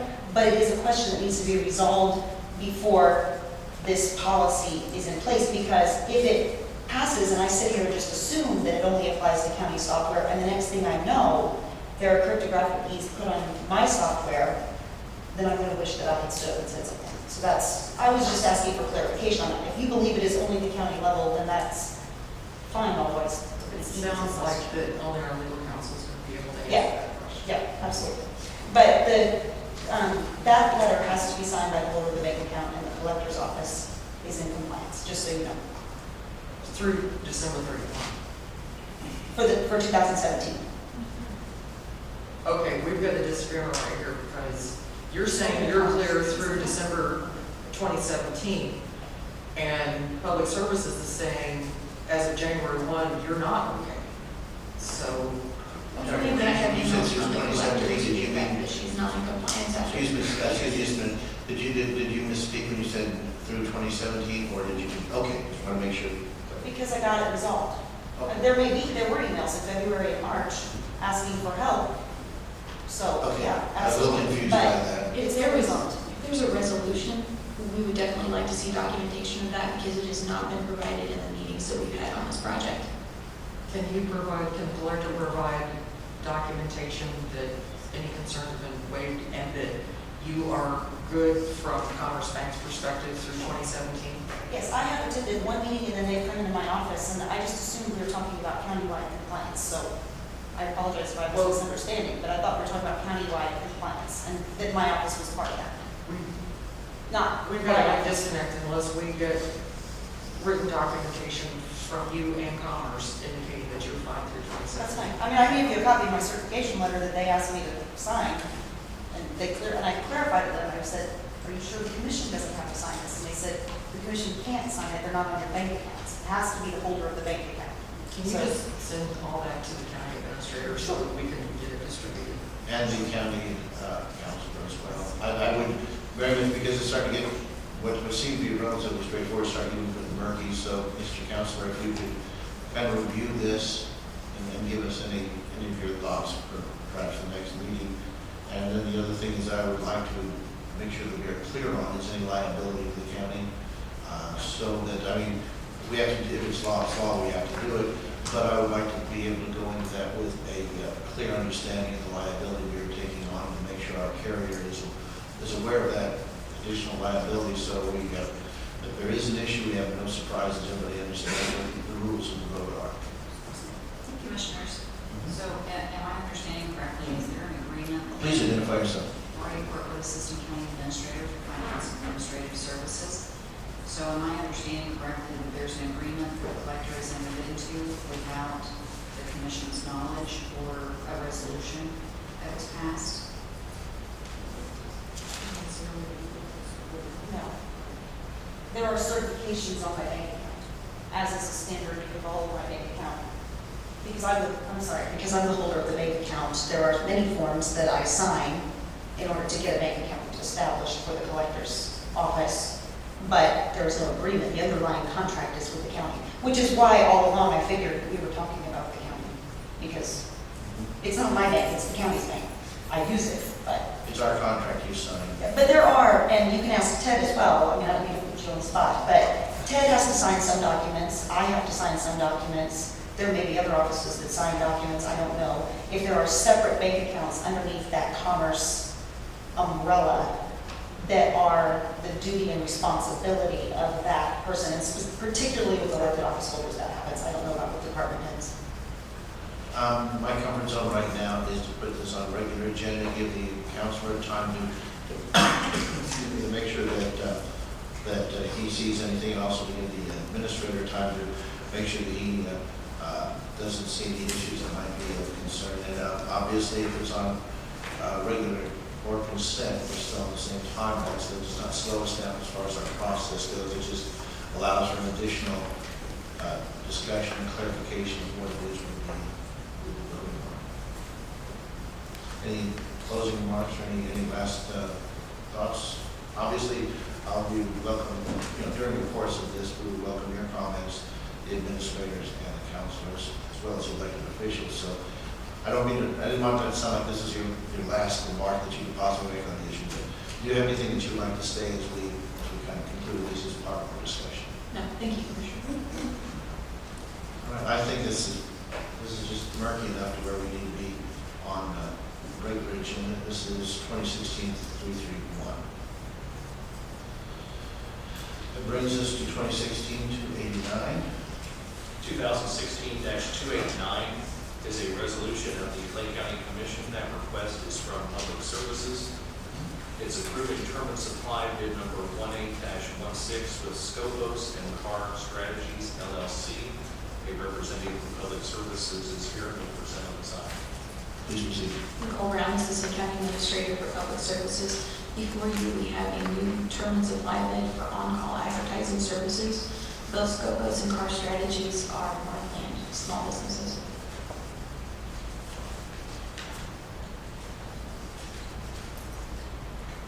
Okay.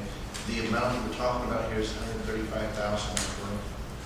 That's what's budgeted for advertising. However, this is a term and supply bid. It would be as needed. Car Strategies, I had them on East 63rd Street or something like that in Jackson County. Am I incorrect? No, it is. Okay, so they're Jackson County. Their business is based in Jackson County. I apologize. Alan Carr is based in Northland. Okay, so that address is for Car Strategies LLC, the Jackson County address. Yes, you're correct.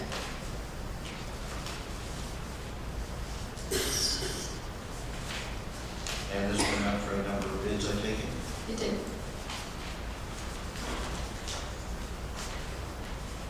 And what are the,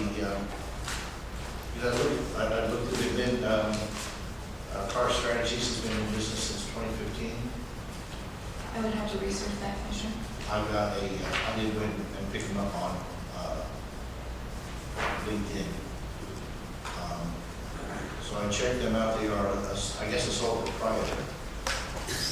Company size, it's listed as myself only, so Mr. Carr is the sole proprietor, so there's nothing wrong with that, but just for clarification.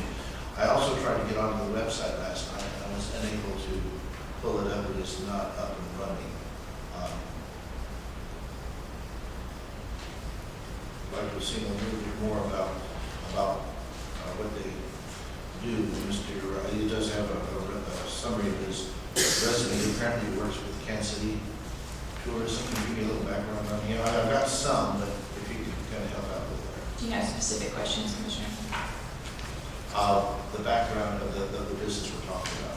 And Mr. Carr, since it's a sole proprietor, I guess, I'm not sure that's technically what it is, it's an LLC. But can you give us a little bit of the background of the company? His references are on tab 6. We're looking for expertise. He's work with City of Independence, the Clay County Convention and Visitors Bureau, Olathe Convention and Visitors Bureau, St. Joseph Convention and Visitors Bureau. Was that under his, Car Strategy LLC, or was that under his with? October 2015, May 2016.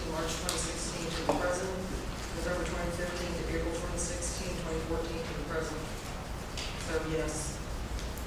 So we are, but he doesn't have a website. Or he has a website, it's just not out there. And then the physical address, he does have, I was wondering about the physical address, but that is on here now, of course. So we are talking about a cap of $135,000.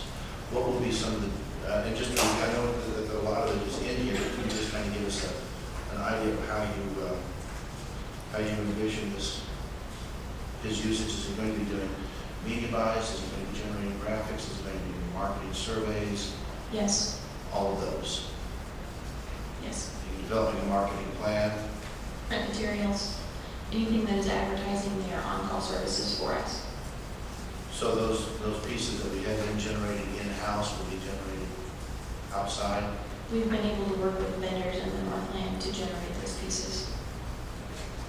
And so if we're talking about, again, I realize this is a cap, $135,000, it's over $10,000 a month. That's, and then the hourly rate is $125, which is not too far off the standard. Talking about 1,080 hours, so we're talking about 20 hours a week that we are. That would be assuming that we're spending $135,000 with Alan Carr when he's only one of 2 term and supply vendors that we may or may not use. So we have the other vendors, what are the caps for spend with them? Commissioner, the $135,000 that you're looking at is what the commission approved in its 2016 budget. Just like other term and supply bids where you set aside money for saying nuts and bolts and facilities, this is for advertising. Yes. I could Please. add a little clarification. On a term and supply bid, we could use $0 or we could use all $135,000. So we could use zero with one, we could use 70,000 with another, we could use 10 with one and 10 with another. And Counselor, correct me if I'm wrong, but it's just a term and supply bid because we simply do not have time to go through a formal RFP process. We have to have term and supply vendors for advertising so that when special events come up, for example, the air show, there was another special event, Family Fun Day at Smithville Lake. Our staff had to scurry around and try to figure out what we could do with the purchasing requirements to make sure that people knew about the car show and the Family Fun Day. And being in attendance at the Family Fun Day, I can tell you that it was because of radio advertising that we were able to generate a massive crowd because I asked people, how did you find out about this? I said, we heard it on radio. Well, lesson learned. Rather than scurry around and face minimal advertising, the right thing to do, as you have so aptly pointed out with regard to contracts and so forth, is to get ahead of this curve and make sure that we get good people online who know the Kansas City market and that can help us quickly. And it's all within budget.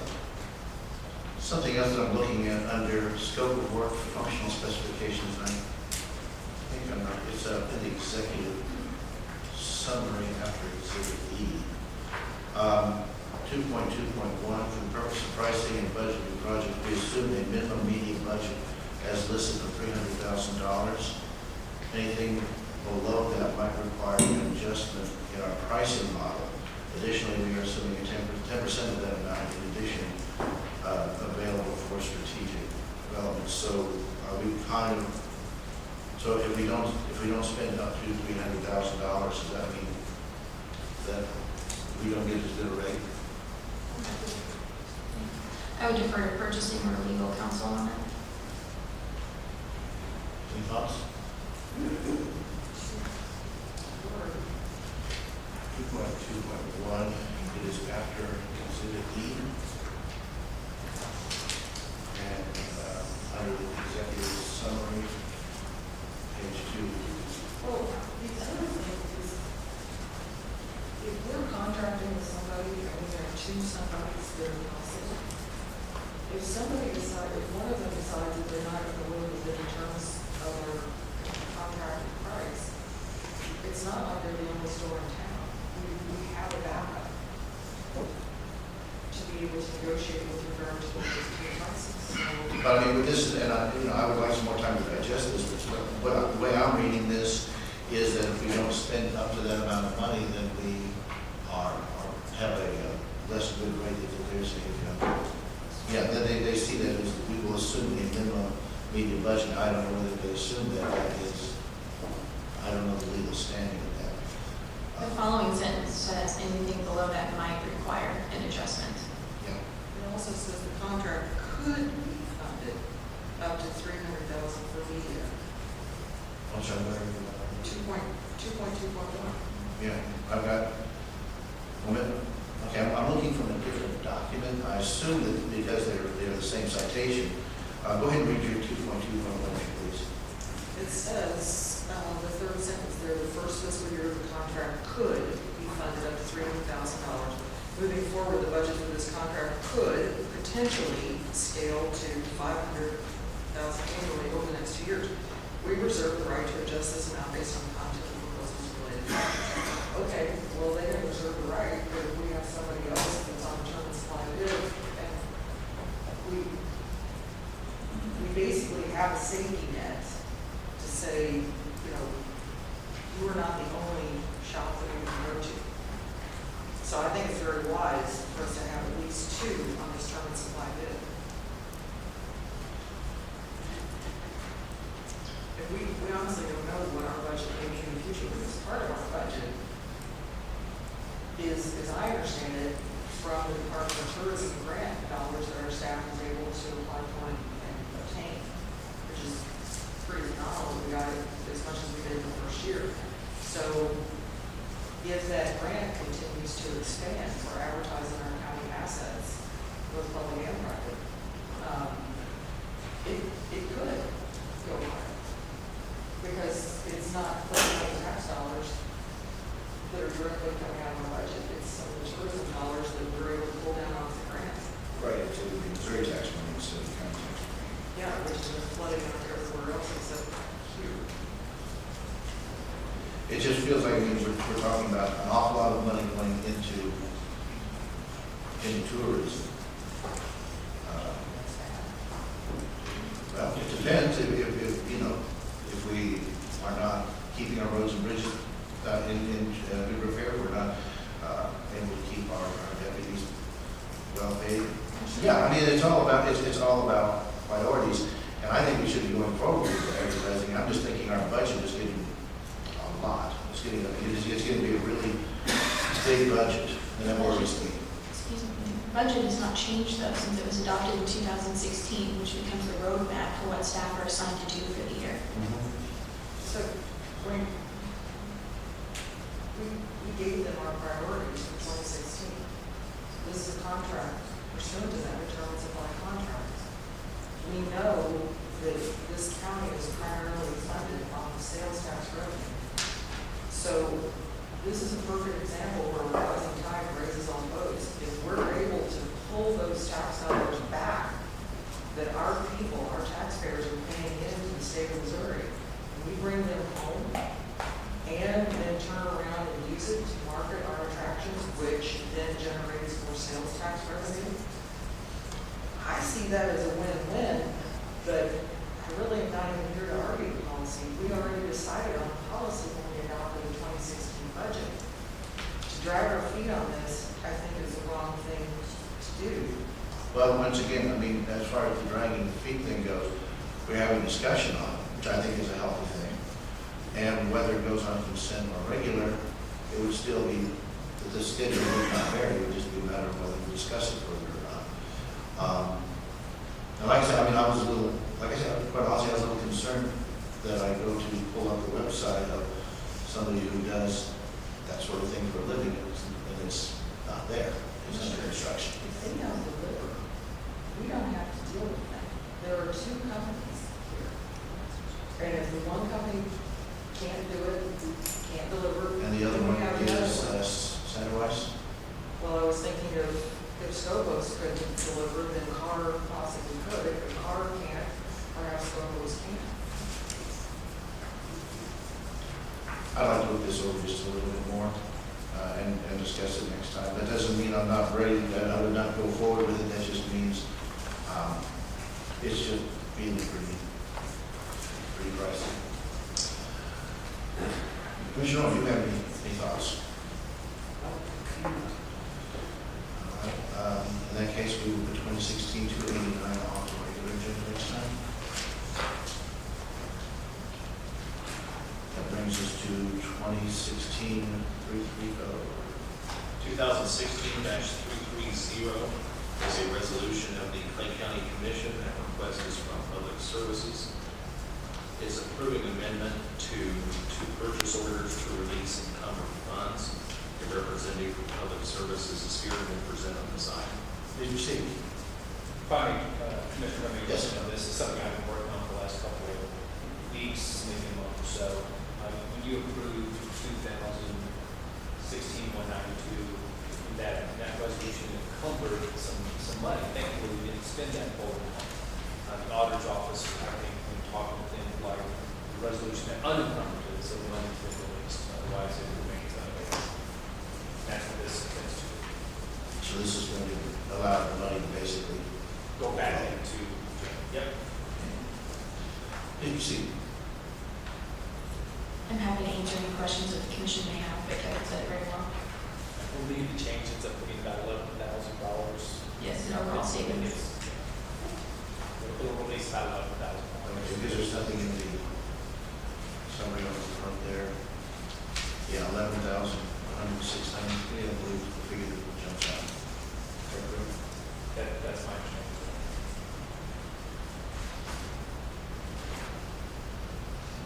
So I would place this into the category of technical changes.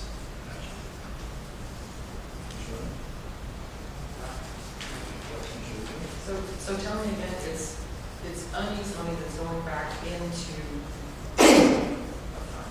General fund, yeah. Where it goes to is probably not my expertise. So right now I know that we encumbered about 74,000. And didn't use it, didn't need it. So we need to unencumber the unused portion so that it can be released back to the general. Okay. Questions? Consent? Commissioner, it's 12:15. I think it's appropriate that we take a break for lunch.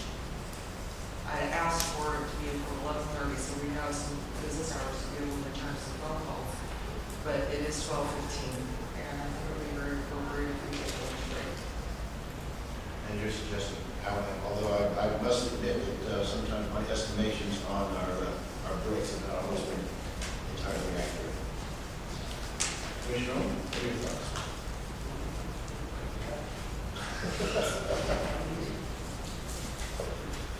All right, it's 12, excuse me, 12:15 now, and we have two items to go through, which are basically the transparency and the posting of audio recordings, and then we've got the other parts to go through. Okay, let's go ahead and take a break until, can I say one up and third? It's an hour and 15 minutes. All right, we will stand at ease until 1:30. Thank you.